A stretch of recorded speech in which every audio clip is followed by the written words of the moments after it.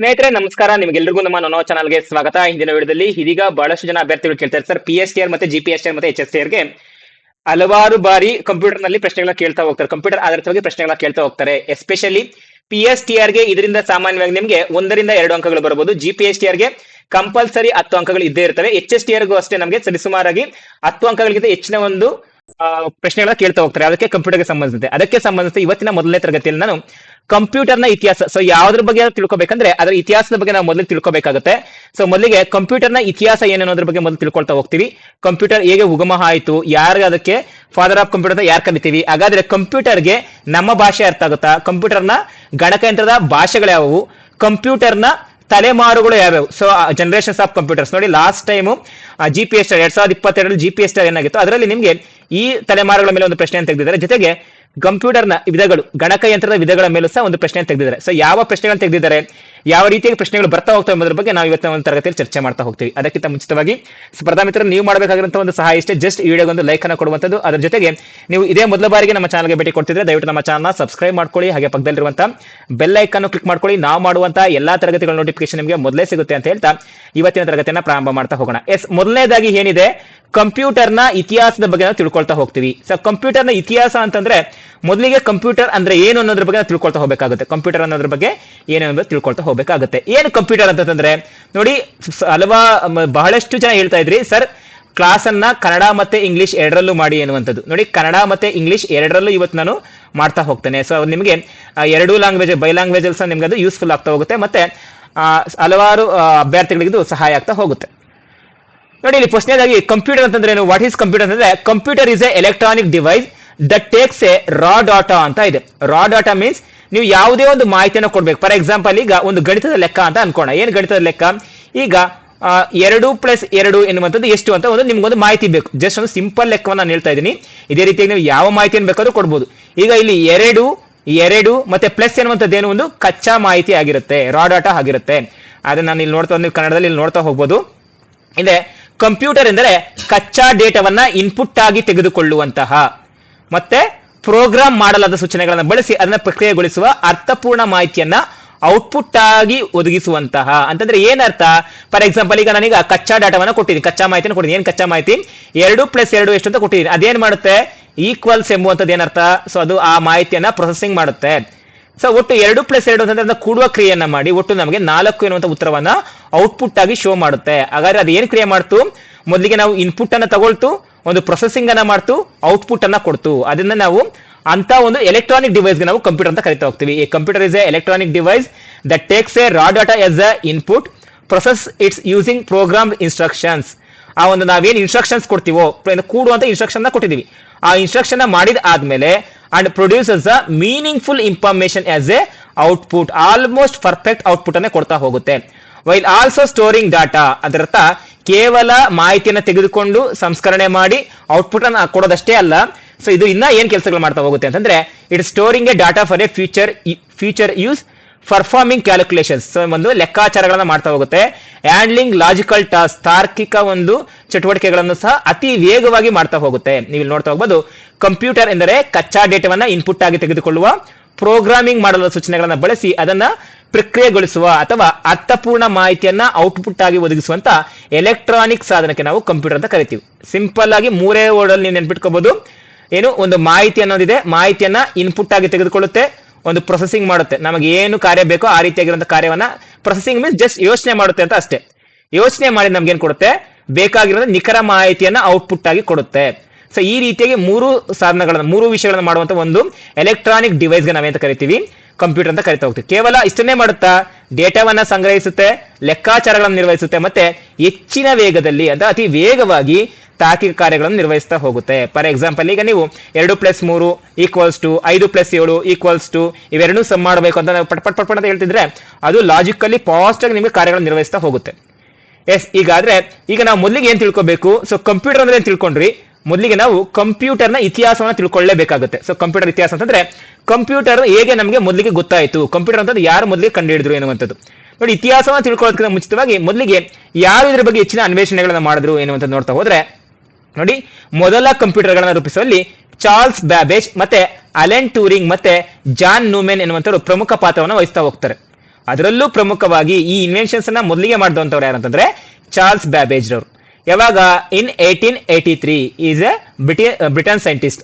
So ಇವ್ರು ಏನ್ ಮಾಡ್ತಾರೆ, ಈ ಚಾರ್ಲ್ಸ್ ಬ್ಯಾಬೇಜ್ ಅನ್ನುವಂಥವ್ರು ವಿಶ್ಲೇಷಣಾತ್ಮಕ ಮತ್ತು ವಿಭೇದಾತ್ಮಕ ಎಂಬ ಕಂಪ್ಯೂಟರ್ನ ವಿನ್ಯಾಸಗೊಳಿಸ್ತಾರೆ. ಎಂತ ಒಂದು computer, differential and analytical engine, ಗಣಿತಕ್ಕೆ ಸಂಬಂಧಿಸಿದಂತೆ ಒಂದು ಇಂಜಿನ್ ಅನ್ನ ಸಿದ್ಧಪಡಿಸ್ತಾ ಹೋಗ್ತಾರೆ. ನೋಡಿ ಇಲ್ಲಿ ನೀವು ನೋಡಬಹುದು, difference engine and analytic engine, ಇದನ್ನೇ ಕಂಡುಹಿಡಿದಂತವ್ರು ಯಾರು, ಚಾರ್ಲ್ಸ್ ಬ್ಯಾಬೇಜ್ ರವರು. ಯಾರು ಚಾರ್ಲ್ಸ್ ಬ್ಯಾಬೇಜ್ ಅವರು? ಬ್ರಿಟನ್ ನ ಒಬ್ಬ ವಿಜ್ಞಾನಿ. ಇವರನ್ನ ನಾವು ಚಾರ್ಲ್ಸ್ ಬ್ಯಾಬೇಜ್ ಅಂತ ಕರಿತಾ ಹೋಗ್ತೀವಿ. ಸೊ ಮೊದಲ ಬಾರಿಗೆ ಒಂದು ಕಂಪ್ಯೂಟರ್ ನ ವಿನ್ಯಾಸಗೊಳಿಸಿದ್ರಿಂದ ಇವ್ರನ್ನ ಏನ್ ಕರೀತಾರೆ, ಕಂಪ್ಯೂಟರ್ ನ ಪಿತಾಮಹ ಅಂತ ಕರಿತಾ ಹೋಗ್ತಾರೆ.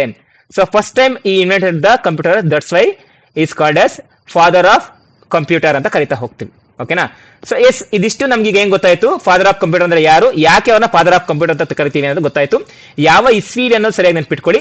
ಯಾರನ್ನ ಕರಿತೀವಿ ಅವರು ಯಾವ ದೇಶಕ್ಕೆ ಸಂಬಂಧಿಸಿದವರು, ಆ ಒಂದು ಕಂಪ್ಯೂಟರ್ನ ಹೆಸರೇನೇನು ಅಂತ ಸರಿಯಾಗಿ ನೆನ್ಪಿಟ್ಕೊಳ್ತಾ ಹೋಗಿ. ಪಾಯಿಂಟ್ಸ್ ಯಾರಾದ್ರೂ ಮಾಡ್ಕೊಳ್ತಾ ಇದ್ರೆ ಬೇಕಾದ್ರೆ ಸ್ಕ್ರೀನ್ ಶಾಟ್ ಅನ್ನ ತೆಗೆದುಕೊಳ್ಳಿ, ಬೇಕಾದ್ರೆ ಅದನ್ನ ಕ್ಲಿಯರ್ ಮಾಡ್ಕೊಡ್ತೀನಿ ಬೇಕಾದ್ರೆ, ಅಥವಾ ನಾನು ಸ್ಕ್ರೀನ್ ಮೂವ್ ಮಾಡಿದಾಗಲೇ ನೀವೇನ್ ಮಾಡ್ತಾ ಹೋಗ್ಬೇಕಾಗುತ್ತೆ, ಏನು ಕ್ಲಿಯರ್ ಮಾಡ್ಕೊಳ್ತಾ ಹೋಗಿ. ಎಸ್, ಈಗ ನೆಕ್ಸ್ಟ್ ನಾವೇನ್ ತಿಳ್ಕೊಳ್ತಾ ಹೋಗೋಣ ಅಂತಂದ್ರೆ ಗಣಕಯಂತ್ರದ ಭಾಷೆಗಳ ವಿಧಗಳು. ನೋಡಿ, ನಮಗೆ ಹೇಗೆ ಒಂದು ವಿಷಯ ಅರ್ಥ ಆಗ್ಬೇಕು ಅಂತಂದ್ರೆ ನಮ್ಗೊಂದು ಭಾಷೆ ಅವಶ್ಯಕತೆ ಇರುತ್ತೋ, ಅದೇ ರೀತಿಯಾಗಿ ಗಣಕಯಂತ್ರಕ್ಕೂ ಒಂದು ವಿಷಯ ಗೊತ್ತಾಗ್ಬೇಕು ಅಂತಂದ್ರೆ ಅದಕ್ಕೂ ಸಹ ಒಂದು ಭಾಷೆಯ ಅವಶ್ಯಕತೆ ಇರುತ್ತೆ. ಹಾಗಾದ್ರೆ ನಾವು ಮಾತಾಡೋ ಭಾಷೆ ಗಣಕಯಂತ್ರಕ್ಕೆ ಅರ್ಥ ಆಗೋದಿಲ್ವಾ?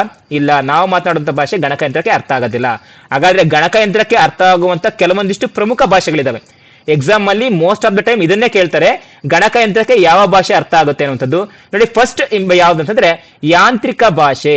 ಯಾಂತ್ರಿಕ ಅಂದ್ರೆ ಇಂಗ್ಲಿಷ್ ಅಲ್ಲಿ ಅಂತ ಕರಿತೀವಿ machine level language. Machine level language ಅಂದ್ರೆ ಇದು, ಈ ಲ್ಯಾಂಗ್ವೇಜ್ ಅಲ್ಲಿ ಏನಿರುತ್ತೆ ನೋಡಿ, ನೀವು ಮಾತಾಡ್ತೀವಿ, ನಾನು ನಿಮಗೆ ಮಾತಾಡ್ತಾ ಇದ್ದೀನಿ ಕನ್ನಡದಲ್ಲಿ ಮಾತಾಡ್ತಾ ಇದ್ದೀನಿ, ಈ ರೀತಿ ಭಾಷೆ ಇರೋದಿಲ್ಲ. ಆ ಭಾಷೆ ಆಗಿರುತ್ತೆ ಕೇವಲ ದ್ವಿಮಾನ ಸಂಖ್ಯಾಶಾಸ್ತ್ರವನ್ನ ಮಾತ್ರ ಹೊಂದಿರುತ್ತೆ ಅಂತ. ದ್ವಿಮಾನ ಅಂತಂದ್ರೆ ಕೇವಲ 0 ಮತ್ತೆ 1 ಮಾತ್ರ ಒಳಗೊಂಡಿರುತ್ತೆ. ಸೊ ಇದು ಕಂಪ್ಯೂಟರ್ಗಳಿಗೆ ಅರ್ಥವಾಗುವಂತ ಭಾಷೆ. ಇದೊಂದು ಕಂಪ್ಯೂಟರ್ಗೆ ಅರ್ಥವಾಗುವಂತ ಅತಿ ಪ್ರಮುಖವಾದ ಭಾಷೆಯಾಗಿದೆ. ಯಾವುದೇ ಒಂದು ಭಾಷೆಯಲ್ಲಿ ನಾವು ಕೊಟ್ಟರು ಸಹ ಮಷಿನ್ ಅದನ್ನ ಏನಕ್ಕೆ ಕನ್ವರ್ಟ್ ಮಾಡ್ತಾ, ಯಾವುದೇ ಮಷಿನ್ ಏನ್ ಕನ್ವರ್ಟ್ ಮಾಡ್ತಾ ಹೋಗುತ್ತಂದ್ರೆ ಮಷಿನ್ ಲೆವೆಲ್ ಲ್ಯಾಂಗ್ವೇಜ್ಗೆ ಕನ್ವರ್ಟ್ ಮಾಡ್ತಾ ಹೋಗುತ್ತೆ.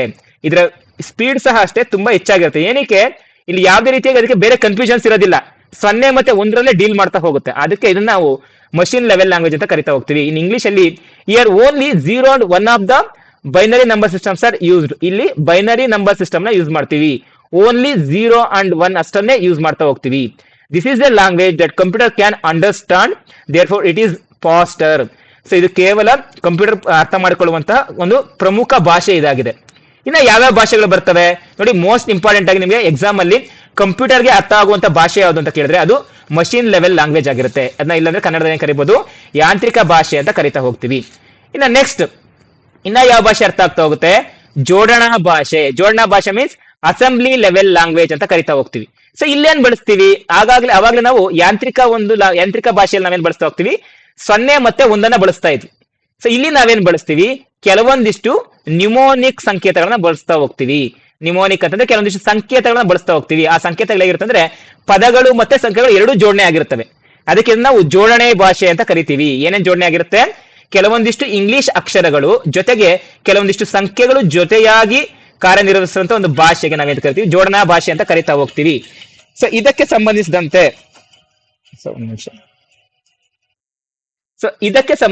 ಸೊ ಈ ರೀತಿಯಾಗಿ ಜೋಡಣೆ ಆಗೋದ್ರಿಂದ ಈ ಭಾಷೆಗೆ ನಾವೇನ್ ಕರಿತೀವಿ, ಜೋಡಣಾ ಭಾಷೆ ಎಂಬ ಭಾಷಾಂತರಕವನ್ನ ಬಳಸಿ. ಸೊ ಇದು ನಮಗೆ ಏನಾದ್ರೂ ಅರ್ಥ ಆಗ್ಬೇಕು, ಈ ರೀತಿಯ ಕೊಟ್ಟುವಂತ ಭಾಷೆ ನಮಗೆ ಕಂಪ್ಯೂಟರ್ಗೆ ಅರ್ಥ ಆಗ್ಬೇಕು ಅಂತಂದ್ರೆ ಯಾವ್ದನ್ನ ಬಳಸ್ತಾ ಹೋಗ್ಬೇಕು, ಅಸೆಂಬ್ಲರ್ ಎಂಬುವಂತ ಭಾಷಾಂತರಕವನ್ನ ಬಳಸಿ ನಿಮೋನಿಕ್ ಸಂಕೇತಗಳನ್ನ ಯಾಂತ್ರಿಕ ಭಾಷೆಯನ್ನಾಗಿ ಪರಿವರ್ತಿಸುವರು. ನಾನು ಈಗಾಗಲೇ ಹೇಳಿದೆ, ಕಂಪ್ಯೂಟರ್ಗೆ ಅರ್ಥ ಆಗುವಂತ ಭಾಷೆ ಯಾವುದು, ಮಷಿನ್ ಲೆವೆಲ್ ಲ್ಯಾಂಗ್ವೇಜ್. ಆ ಮಷಿನ್ ಲೆವೆಲ್ ಲ್ಯಾಂಗ್ವೇಜ್ ಅಂದ್ರೆ ಮೊದಲನೇ ಟೈಪ್ ಹೇಳಿದ ನೋಡಿ, ಈ ಟೈಪ್ ಯಾವುದು 0 ಮತ್ತೆ 1 ಮಾತ್ರ ಅರ್ಥ ಆಗೋದು. ಆದ್ರೆ ನಾವೀಗ ಏನ್ ಕೊಡ್ತಾ ಇದೀವಿ, 0 ಮತ್ತು 1 ಕೊಡ್ತಾ ಇಲ್ಲ, ಕೆಲವೊಂದಿಷ್ಟು ಪದಗಳನ್ನು ಮತ್ತೆ ಸಂಖ್ಯೆಗಳನ್ನ ಕೊಡ್ತಾ ಇದೀವಿ.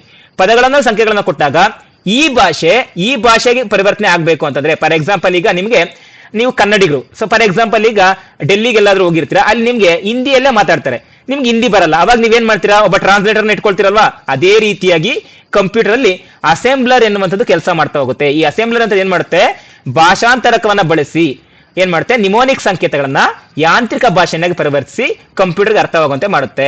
In English here is a mnemonic symbols are used. Mnemonic symbols that consist both symbols and numbers. A translator called an assembler is used to convert the mnemonic symbols to language. So ಇಲ್ಲಿ ಏನ್ ಮಾಡ್ತೀವಿ, assembler ಎನ್ನುವಂತ ಒಂದು translator ನ ಬಳಸಿ ಇದೇನಾಗುತ್ತೆ, ಈ ನ್ಯೂಮೋನಿಕ್ symbols ನ language ಆಗಿ ಕನ್ವರ್ಟ್ ಮಾಡ್ತಾ ಹೋಗುತ್ತೆ. ಎಸ್, ಇದೊಂದು ಭಾಷೆ ಆದ್ರೆ ಇತ್ತೀಚೆಗೆ ಬಳಸ್ತಾ ಇರುವಂತದ್ದು. ಸೊ ಉನ್ನತ ಭಾಷೆನ ಬಳಸ್ತಾ ಹೋಗ್ತೀವಿ. ಇದು ಮೂರನೇ ಭಾಷೆ ಮತ್ತೆ ಕೊನೆಯ ಭಾಷೆ. ಯಾವ್ದಿದು? ಐ ಲೆವೆಲ್ ಲ್ಯಾಂಗ್ವೇಜ್ ಅಂತ ಕರಿತಾ ಹೋಗ್ತೀವಿ. ಸೊ ಇದಕ್ಕೆ ಏನಕ್ಕೆ ನಾವು ಇದನ್ನ ಬಳಸ್ಕೊಳ್ತಾ ಹೋಗ್ತಿದೀವಿ? ಇದು ನಮಗೆ ಸುಲಭವಾಗಿ ಆಗುವಂತದಕ್ಕೆ. ಅಂತಂದ್ರೆ ನೋಡಿ, ಕಂಪ್ಯೂಟರ್ಗೆ ಅರ್ಥವಾಗುವಂತದ್ದು ಕೇವಲ ಬೈನರಿ ಲ್ಯಾಂಗ್ವೇಜ್ ಅಷ್ಟೇ. ನೋಡಿ, ಅದನ್ನ ಬೈನರಿ ಲ್ಯಾಂಗ್ವೇಜ್ ಅಥವಾ ಯಾಂತ್ರಿಕ ಭಾಷೆ ಅಂತ ಕರಿತಾ ಹೋಗ್ತೀವಿ. ಸೊ ಈ ಬೈನರಿ ಲ್ಯಾಂಗ್ವೇಜ್ ಅಷ್ಟೇ ಏನು ಅದಕ್ಕೆ ಅರ್ಥ ಆಗುವಂಥದ್ದು. ಆದ್ರೆ ಮನುಷ್ಯನಿಗೆ 0 ಮತ್ತೆ 1ರಲ್ಲೇ ಎಲ್ಲಾ ಮಾಹಿತಿನ ಕೊಡ್ಬೇಕಂದ್ರೆ ಕಷ್ಟ ಆಗುತ್ತೆ. ಅವಾಗ ಮನುಷ್ಯ ಏನ್ ಮಾಡ್ದ, ಕೆಲವೊಂದಿಷ್ಟು ಭಾಷೆಗಳನ್ನ ಕಂಡುಹಿಡಿತಾ ಹೋದ. ಅವುಗಳನ್ನ ಉನ್ನತ ಭಾಷೆ ಅಂತ ಕರಿತೀವಿ. ಈ ಉನ್ನತ ಭಾಷೆ ಏನಾಗುತ್ತೆ, ಕಾರ್ಯಕ್ರಮದ ಕಾರ್ಯದ ರಚನೆಗೆ ಅತ್ಯಂತ ಸುಲಭವಾದ ಭಾಷೆಯಾದ ಆಂಗ್ಲ ಪದಗಳನ್ನ ಬಳಸುತ್ತಾರೆ. ಈ ಉನ್ನತ ಭಾಷೆಯನ್ನ ಯಾಂತ್ರಿಕ ಭಾಷೆಯನ್ನಾಗಿ ಪರಿವರ್ತಿಸಲು ನೋಡಿ ಇಲ್ಲಿ ಈಗ ಏನಾಗ್ತಾ ಇದೆ, ಈ ಉನ್ನತ ಭಾಷೆ ಇದು ಐ ಲೆವೆಲ್ ಲ್ಯಾಂಗ್ವೇಜ್ ಅಂತ ಕರಿತಾ ಹೋಗ್ತೀವಿ. ಈ ಉನ್ನತ ಭಾಷೆ ನಮ್ ಕಂಪ್ಯೂಟರ್ಗೆ ಅರ್ಥ ಆಗುವಂತದ್ದು ಯಾವುದು? ಬೈನರಿ ಲೆವೆಲ್ ಲ್ಯಾಂಗ್ವೇಜ್ ಅಂದ್ರೆ ಯಾಂತ್ರಿಕ ಭಾಷೆ. ಅದನ್ನ ಪರಿವರ್ತಿಸಬೇಕು ಅಂತಂದ್ರೆ ಕಂಪೈಲರ್ ಅನ್ನ ಚೂಸ್ ಮಾಡ್ತೀವಿ, ಮತ್ತೆ ಇಂಟರ್ಪ್ರಿಟರ್ ಎಂಬುವಂತ ಭಾಷಾಂತರಗಳನ್ನ ಬಳಸ್ತೀವಿ. ಸರಿಯಾಗಿ ನೆನ್ಪಿಟ್ಕೊಳ್ಳಿ. ಎಕ್ಸಾಮ್ ಅಲ್ಲಿ ತುಂಬಾ ಟ್ವಿಸ್ಟ್ ಆಗಿ ಕೇಳುವಂತ ಪ್ರಶ್ನೆ ಏನು ಅಂತಂದ್ರೆ, ಅಸೆಂಬ್ಲಿ ಲೆವೆಲ್ ಲ್ಯಾಂಗ್ವೇಜ್ ಅನ್ನ ಮಷಿನ್ ಲೆವೆಲ್ ಲ್ಯಾಂಗ್ವೇಜ್ ಕನ್ವರ್ಟ್ ಮಾಡ್ಬೇಕಂತಂದ್ರೆ ಅಸೆಂಬ್ಲರ್ ಎನ್ನುವಂತ ಬಳಸ್ತಾ ಹೋಗ್ತಾರೆ. ಹೆಸರಲ್ಲೇ ಇದೆ ಅಸೆಂಬ್ಲಿ ಎನ್ನುವಂಥದ್ದು. ಸೊ ಇದೇ ರೀತಿಯಾಗಿ ಆ ವರ್ಡ್ ಅಲ್ಲೇ ಇದೆ, ಅಸೆಂಬ್ಲರ್ ಎನ್ನುವಂತ ಪದವನ್ನೇ ಬಳಸ್ತಾ ಹೋಗ್ತಾರೆ. ಅದೇ ರೀತಿಯಾಗಿ ನಮ್ಗೆ ಇಲ್ಲಿ ಯಾವ ಒಂದು ವಿಷಯವನ್ನ, ಉನ್ನತ ಭಾಷೆಯನ್ನ ಐ ಲೆವೆಲ್ ಲ್ಯಾಂಗ್ವೇಜ್ ಅನ್ನ ಕನ್ವರ್ಟ್ ಮಾಡಬೇಕು ಅಂತಂದ್ರೆ ನಾವ್ ಯಾವ್ದನ್ನ ಬಳಸ್ತಾ ಹೋಗ್ತೀವಿ? ಕಂಪೈಲರ್ ನ ಬಳಸ್ತೀವಿ. ಯಾವ್ದಕ್ಕೆ ಪರಿವರ್ತನೆ ಮಾಡ್ತಾ ಹೋಗ್ಬೇಕು? ಉನ್ನತ ಭಾಷೆಯಿಂದ ಐ ಲೆವೆಲ್ ಲ್ಯಾಂಗ್ವೇಜ್ ಇಂದ ಮಷಿನ್ ಲೆವೆಲ್ ಲ್ಯಾಂಗ್ವೇಜ್ಗೆ. ಸೊ ಇದಕ್ಕೆ ಸಂಬಂಧಿಸಿದಂತೆ ಸೊ ಇಂಗ್ಲಿಷ್ ಅಲ್ಲಿ ನಾವೇನಂತ ಹೇಳ್ತಬಹುದು? The easiest language to write a programs in English. Sir ಹೇಗಿರುತ್ತೆ ಪ್ರೋಗ್ರಾಮ್ಸ್ ಎನ್ನುವಂಥದ್ದು ನಾನು ಮುಂದೆ ತೋರಿಸ್ತಾ ಹೋಗ್ತೀನಿ. A compiler and interpreter are use to convert this high level language into machine language. ನೋಡಿ, ಈ ರೀತಿಯಾಗಿ ಏನಕ್ಕೆ ಅಂತಂದ್ರೆ ಇದಕ್ಕೆ ಕೆಪಾಸಿಟಿ ಜಾಸ್ತಿ ಇರುತ್ತೆ. ಉನ್ನತ ಭಾಷೆ ಅಂತಂದ್ರೆ ಮಾನವನ ಭಾಷೆ ಅಂತ ಕರಿತಾ ಹೋಗ್ಬೋದು. ಆ ಮಾನವನ ಭಾಷೆಯಿಂದ ಕಂಪ್ಯೂಟರ್ ಭಾಷೆಗೆ ಪರಿವರ್ತನೆ ಆಗ್ಬೇಕಂತಂದ್ರೆ ಒಂದು ಹೆಚ್ಚಿನ ಒಂದು ಸಾಮರ್ಥ್ಯದ ಸಾಧನಗಳನ್ನ ಬಳಸ್ತಾ ಹೋಗ್ಬೇಕಾಗುತ್ತೆ. ಆ ಸಾಧನ ಯಾವ್ದು ಅಂತಂದ್ರೆ ಕಂಪೈಲರ್ ಎನ್ನುವಂಥದ್ದು ಅಥವಾ ಇಂಟರ್ಪ್ರಿಟರ್ ಎನ್ನುವಂಥ ಸಾಧನಗಳನ್ನ ಬಳಸ್ತಾ ಹೋಗ್ತೀವಿ. ಭಾಷಾಂತರಕಗಳನ್ನ, ಟ್ರಾನ್ಸ್ಲೇಟರ್ಸ್ ನ ಬಳಸ್ತಾ ಹೋಗ್ತೀವಿ. ಯಾಕೆ? ಕಂಪ್ಯೂಟರ್ಗೆ ಅರ್ಥವಾಗುವಂತ ಏಕೈಕ ಭಾಷೆ ಯಾವುದು? Machine language. ಮಷಿನ್ ಲ್ಯಾಂಗ್ವೇಜ್ ಅಂತಂದ್ರೆ ಯಾವುದು? 0 ಮತ್ತೆ 1 ಮಾತ್ರ. ಅದೇ ರೀತಿಯಾಗಿ ಇನ್ನೊಂದು ಭಾಷೆ ಇದೆ ಅಸೆಂಬ್ಲಿ ಲೆವೆಲ್ ಲ್ಯಾಂಗ್ವೇಜ್ ಅಂತ ನಾನು ಹೇಳಿದೆ. ಇಲ್ಲಿ ಏನಿರುತ್ತೆ? ಆಲ್ಫಾ ನ್ಯೂಮರಿಕ್ ಮೀನ್ಸ್ ಆಲ್ಫಾಬೆಟ್ಸ್ ಇರ್ತವೆ, ನ್ಯೂಮರಿಕ್ಸ್ ಸಂಖ್ಯೆಗಳು ಇರ್ತವೆ. ಇದನ್ನ ಕನ್ವರ್ಟ್ ಮಾಡ್ಬೇಕಾದ್ರೆ ಅಸೆಂಬ್ಲರ್ ಎನ್ನುವಂತಹ ಒಂದು ಸಾಧನವನ್ನ ಬಳಸ್ತೀವಿ. ಏನಕ್ಕೆ ಪರಿವರ್ತನೆ ಮಾಡ್ಬೇಕಂತಂದ್ರೆ assembly level language to machine level language ಅನ್ನೋದು. ಈಗ ಮನುಷ್ಯನಿಗೆ ಇನ್ನ ಈಸಿ ಆಗುವಂತೆ ಫಾರ್ ಎಕ್ಸಾಂಪಲ್ ನೀವು ನೋಡ್ಬೋದು, ನಾನೀಗ ಕಂಪ್ಯೂಟರ್ ಅಲ್ಲಿ ಎಲೋ ವರ್ಲ್ಡ್ ಅನ್ನುವಂತ ಒಂದು ಪದ ನಾನು ಬಳಸಬೇಕು. ನಮಗೆ ಎಲೋ ವರ್ಲ್ಡ್ ಅಂತ ಪದ ಬರಬೇಕು. ಆಗ ನಾನು ಏನ್ ಮಾಡ್ತೀನಿ? ಈ ರೀತಿಯಾಗಿ ನಾನು ಇನ್ಪುಟ್ ಅನ್ನ ಕೊಡ್ತೀನಿ. ಇದನ್ನ ನಾವು ಪ್ರೋಗ್ರಾಮಿಂಗ್ ಲ್ಯಾಂಗ್ವೇಜ್ ಅಂತ ಕರಿತಾ ಹೋಗ್ತೀವಿ. C++, ಜಾವಾ, ಪೈಥಾನ್ ಅದೇ ರೀತಿ ಎಲ್ಲ ಬರ್ತಾವಲ್ಲ, ಇವೆಲ್ಲವೂ ಸಹ ನಾವು ನಮ್ಮ ಲ್ಯಾಂಗ್ವೇಜ್ ಸಂಬಂಧಿಸಿದಂತೆ ಇವೆಲ್ಲ ಕಂಪ್ಯೂಟರ್ ಲ್ಯಾಂಗ್ವೇಜಸ್. ಸೊ ಈ ರೀತಿಯಾಗಿ ಕೊಟ್ಟಾಗ ಇದನ್ನ ನಾವು ಐ ಲೆವೆಲ್ ಲ್ಯಾಂಗ್ವೇಜ್ ಅಂತ ಕರಿತಾ ಹೋಗ್ತೀವಿ. ನೋಡಿ ಇಲ್ಲಿದೆ C++ ಆಗ್ಬೋದು, ಜಾವಾ ಆಗ್ಬೋದು, ಪೈಥಾನ್ ಆಗ್ಬೋದು, ಇವೆಲ್ಲವನ್ನು ನಾವು ಐ ಲೆವೆಲ್ ಲ್ಯಾಂಗ್ವೇಜ್ ಅಂತ ಕರಿತಾ ಹೋಗ್ತೀವಿ. ಸೊ ಈ ಲ್ಯಾಂಗ್ವೇಜ್ ಮಷಿನ್ ಲೆವೆಲ್ ಲ್ಯಾಂಗ್ವೇಜ್ಗೆ ಅರ್ಥ ಆಗ್ಬೇಕಂದ್ರೆ ನಾವೇನ್ ಬಳಸ್ತೀವಿ? ಕಂಪೈಲರ್ ನ ಬಳಸ್ತಾ ಹೋಗ್ತೀವಿ. ಸೊ ಒಟ್ಟಾಗಿ ನಮಗೆ 3 ಭಾಷೆಗಳು ಕಂಡು ಬರ್ತಾ ಹೋಗ್ತವೆ. ಸೊ ಕಂಪ್ಯೂಟರ್ ಭಾಷೆಗಳು. ಎಸ್, ಇದಾದ್ಮೇಲೆ ನಾವು ಏನ್ ತಿಳ್ಕೊಬೇಕಂತಂದ್ರೆ ಕಂಪ್ಯೂಟರ್ ನ ತಲೆಮಾರುಗಳು. ಆಲ್ಮೋಸ್ಟ್ ನಿಮ್ಗೆ ಕಂಪ್ಯೂಟರ್ ಮೇಲೆ ಏನಾದ್ರು ಪ್ರಶ್ನೆಗಳನ್ನ ತೆಗಿತಾ ಇದ್ದಾರೆ ಅಂತಂದ್ರೆ ಕಂಪಲ್ಸರಿ ಇದ್ರ ಮೇಲೆ ಒಂದು ಪ್ರಶ್ನೆ ಇದ್ದೇ ಇರುತ್ತೆ. ಯಾವ್ದ್ರ ಮೇಲೆ? ಕಂಪ್ಯೂಟರ್ ನ ತಲೆಮಾರುಗಳ ಮೇಲೆ. ಎಸ್, ಇದಕ್ಕೆ ಸಂಬಂಧಿಸಿದಂತೆ ಗಣಕಯಂತ್ರದಲ್ಲಿ ನಾವು ಒಟ್ಟಾಗಿ 5 ತಲೆಮಾರುಗಳನ್ನು ನೋಡ್ತಾ ಹೋಗ್ತೀವಿ. ಎಸ್, ಒಂದ್ ನಿಮಿಷ. ಎಸ್, ಅದನ್ನ ನೋಡ್ತಾ ಹೋಗ್ತೀವಿ. ಒಟ್ಟು 5 ತಲೆಮಾರುಗಳನ್ನ ನೋಡ್ತಾ ಹೋಗ್ತೀವಿ. ಆ 5 ತಲೆಮಾರುಗಳಲ್ಲಿ ಯಾಕೆ ನಾವು 5 ತಲೆಮಾರುಗಳು ನೋಡ್ತೀವಿ, 5 ಜನರೇಷನ್ ನೋಡ್ತೀವಿ ಅಂತ ನೋಡಿ. ಈಗ ನಿಮ್ಮ ತಂದೆ ಅಥವಾ ನಿಮ್ಮ ತಾತಂದಿರುವಂತ ಹಾಗೆ ನೀವಿರುವ ಹಾಗೆ ನಿಮ್ಮ ಮಕ್ಕಳು ಸಹ ಇರೋದಿಲ್ಲ. ಏನಕ್ಕೆ? ಒಂದು ತಲೆಮಾರಿಂದ ಮತ್ತೊಂದು ತಲೆಮಾರಿಗೆ ಅಪ್ಡೇಟ್ ಆಗ್ತಾ ಹೋಗ್ತಾರೆ. ಅದನ್ನ ನಾವು ಎವಲ್ಯೂಷನ್ ಆಫ್ ಕಂಪ್ಯೂಟರ್ಸ್ ಅಂತ ಕರಿತೀವಿ. ಅಥವಾ ಜನರೇಷನ್ಸ್ ಆಫ್ ಕಂಪ್ಯೂಟರ್ಸ್ ಅಂತ ಕರಿತಾ ಹೋಗ್ತೀವಿ. ಸೊ ಫಸ್ಟ್ ಹೇಗಿತ್ತು ನಮ್ಮ ಒಂದು ಕಂಪ್ಯೂಟರ್ ನೀವು ನೋಡ್ತಾ ಹೋಗ್ಬೋದು. ಫಸ್ಟ್ ಜನರೇಷನ್ ಕಂಪ್ಯೂಟರ್ಸ್ ಹೇಗಿತ್ತು, ಈಗಿರುವಂತ ಜನರೇಷನ್ ಕಂಪ್ಯೂಟರ್ಸ್ ಹೇಗಿದಾವೆ ಅನ್ನೋದು ನೀವು ಇಲ್ಲಿ ನೋಡ್ತಾ ಹೋಗ್ಬೋದು. ಜಸ್ಟ್ ನಾನು ಇಮೇಜ್ ಅನ್ನ ಕೊಟ್ಟಿದ್ದೀನಿ. ಅದಕ್ಕೆ ಸಂಬಂಧಿಸಿದ ಒಂದು ಪ್ರಮುಖ ಮಾಹಿತಿ ನಾನು ನೆಕ್ಸ್ಟ್ ಗೆ ಚರ್ಚೆ ಮಾಡ್ತಾ ಹೋಗ್ತೀನಿ. ಸೊ ಮೊದಲಿಗೆ ನಾವು ಈ ಒಂದು ಕಂಪ್ಯೂಟರ್ ಎನ್ನುವಂಥದ್ದು ಎಲ್ಲಾ ವ್ಯಕ್ತಿಗಳಿಗೂ ದೊರಕಬೇಕು ಎನ್ನುವಂತ ಒಂದು ವಿಷಯದ ಆಧಾರಿತವಾಗಿ ಮೊದಲನೇ ತಲೆಮಾರಿನ ಕಂಪ್ಯೂಟರ್ಗಳು ಜಾರಿಗೆ ಬರ್ತವೆ. ಯಾವಾಗ?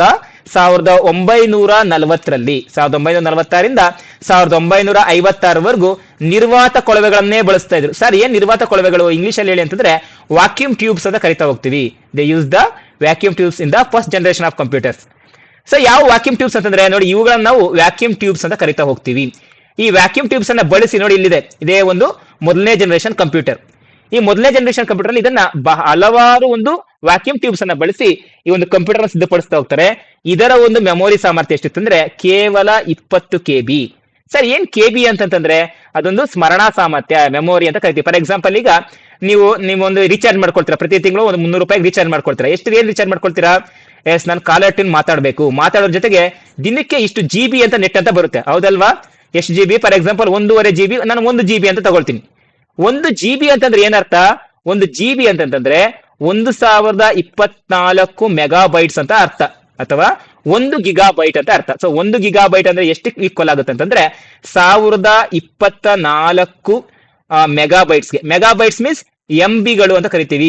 ನೀವು ನೋಡ್ತಾ ಇರ್ಬೋದು ನಿಮ್ಮ ಮೊಬೈಲ್ ನಲ್ಲಿ MB ಅನ್ನುವಂಥದ್ದು ಡಾಟಾ ಏನಾದ್ರು ಖರ್ಚಾಗ್ತಾ ಇದ್ರೆ MB ಅಂತ ಮೇಲೆ ಬರ್ತಾ ಇರುತ್ತೆ, ಇಷ್ಟು MB ಖರ್ಚಾಗ್ತಾ ಇದೆ, ಇಷ್ಟು KB ಖರ್ಚಾಗ್ತಾ ಇದೆ ಅಂತ. 1 GB-ಗೆ 1024 MB. ಹೀಗೆ 1 MB-ಗೆ 1024 KB-ಗಳು ಬರ್ತವೆ. 1 MB-ಗೆ ಎಷ್ಟು KB ಬರುತ್ತೆ? 1024 KB. ಈ 1024 KB ಅಂತ ನೀವು ಸರಿಯಾಗಿ ಅರ್ಥ ಮಾಡ್ಕೊಳ್ಳಿ, ನಾವೆಷ್ಟು ಮುಂದೆ ಇದೀವಿ ಅಂತ. ಫಸ್ಟ್ ಜನರೇಷನ್ ಅಲ್ಲಿ 1940ರಲ್ಲಿ ಆ ಇಡೀ ಕಂಪ್ಯೂಟರ್ನ ಮೆಮೊರಿ ಎಷ್ಟಾಗಿತ್ತು ಅಂತಂದ್ರೆ ಕೇವಲ 20 KB ಅಷ್ಟೇ. ಅಂದ್ರೆ 1 MB-ನೂ ಇರಲಿಲ್ಲ, ಕೇವಲ 20 KB ಇತ್ತು. ದ ಕೆಪಾಸಿಟಿ, ಮೆಮೊರಿ ಕೆಪಾಸಿಟಿ ಎಷ್ಟಿತ್ತು ಅಂತಂದ್ರೆ ಮೆಮೊರಿ ಕೆಪಾಸಿಟಿ ಓನ್ಲಿ 20 KB. ಅದರ ಸ್ಪೀಡ್ ಎಷ್ಟಿತ್ತು? 300 IPS. IPS ಅಂತಂದ್ರೆ ಏನು? ಇನ್ಸ್ಟ್ರಕ್ಷನ್ಸ್ ಪರ್ ಸೆಕೆಂಡ್ ಅಂತಂದ್ರೆ 1 ಸೆಕೆಂಡ್ಗೆ 300 ಸೂಚನೆಗಳನ್ನ ಅಷ್ಟೇ ಕೊಡ್ತಾ ಇತ್ತು, ಅಷ್ಟೇ ವೇಗ ಇದ್ದಿದ್ದು. ಸರ್ 300 ಸೂಚನೆಗಳಂದ್ರೆ ಜಾಸ್ತಿ ಆಯ್ತಲ್ವಾ? ನೋಡಿ ಇವತ್ತಿನ ತಲೆಮಾರಲ್ಲಿ, ಇವಾಗ ನಾವಿರುವಂತದ್ದು 5ನೇ ತಲೆಮಾರಿನಲ್ಲಿ, ಇವತ್ತಿನ ತಲೆಮಾರಿನಲ್ಲಿ ಸರಿಸುಮಾರು 1 ಲಕ್ಷ 2 ಲಕ್ಷಕ್ಕಿಂತ ಹೆಚ್ಚಿನ ಸೂಚನೆಗಳು 1 ಸೆಕೆಂಡ್ಗೆ ಹೋಗ್ತವೆ. ಲಕ್ಷ ಮಿಲಿಯನ್ ಗಟ್ಟಲೆ ಸೂಚನೆಗಳು ಪ್ರತಿ ಸೆಕೆಂಡ್ಗೆ ಹೋಗ್ತವೆ. ಅಂತಂದ್ರೆ ಪ್ರಾರಂಭದಲ್ಲಿ ಕಂಡುಹಿಡಿದಾಗ ಕೇವಲ 300 IPS ಮಾತ್ರ ಇತ್ತು. ಸ್ಪೀಡ್ ಎಷ್ಟು ಅಂತ ಕೇಳ್ತಾರೆ, 300 IPS ಇತ್ತು. ಮತ್ತೆ ಇದಕ್ಕೆ ಬಳಸಿದಂತ ಭಾಷೆ ಯಾವುದು ಅಂತಂದ್ರೆ ಅಸೆಂಬ್ಲಿ ಲೆವೆಲ್ ಲ್ಯಾಂಗ್ವೇಜ್, ಜೋಡಣಾ ಭಾಷೆನ ಮೊದಲ ಬಾರಿಗೆ ಬಳಸಲಾಯಿತು. ಈ ಜೋಡಣಾ ಭಾಷೆ ಬಳಸಿದೀವಿ ಅಂದ್ರೆ ಇದ್ರಲ್ಲಿ ಏನಿರುತ್ತೆ?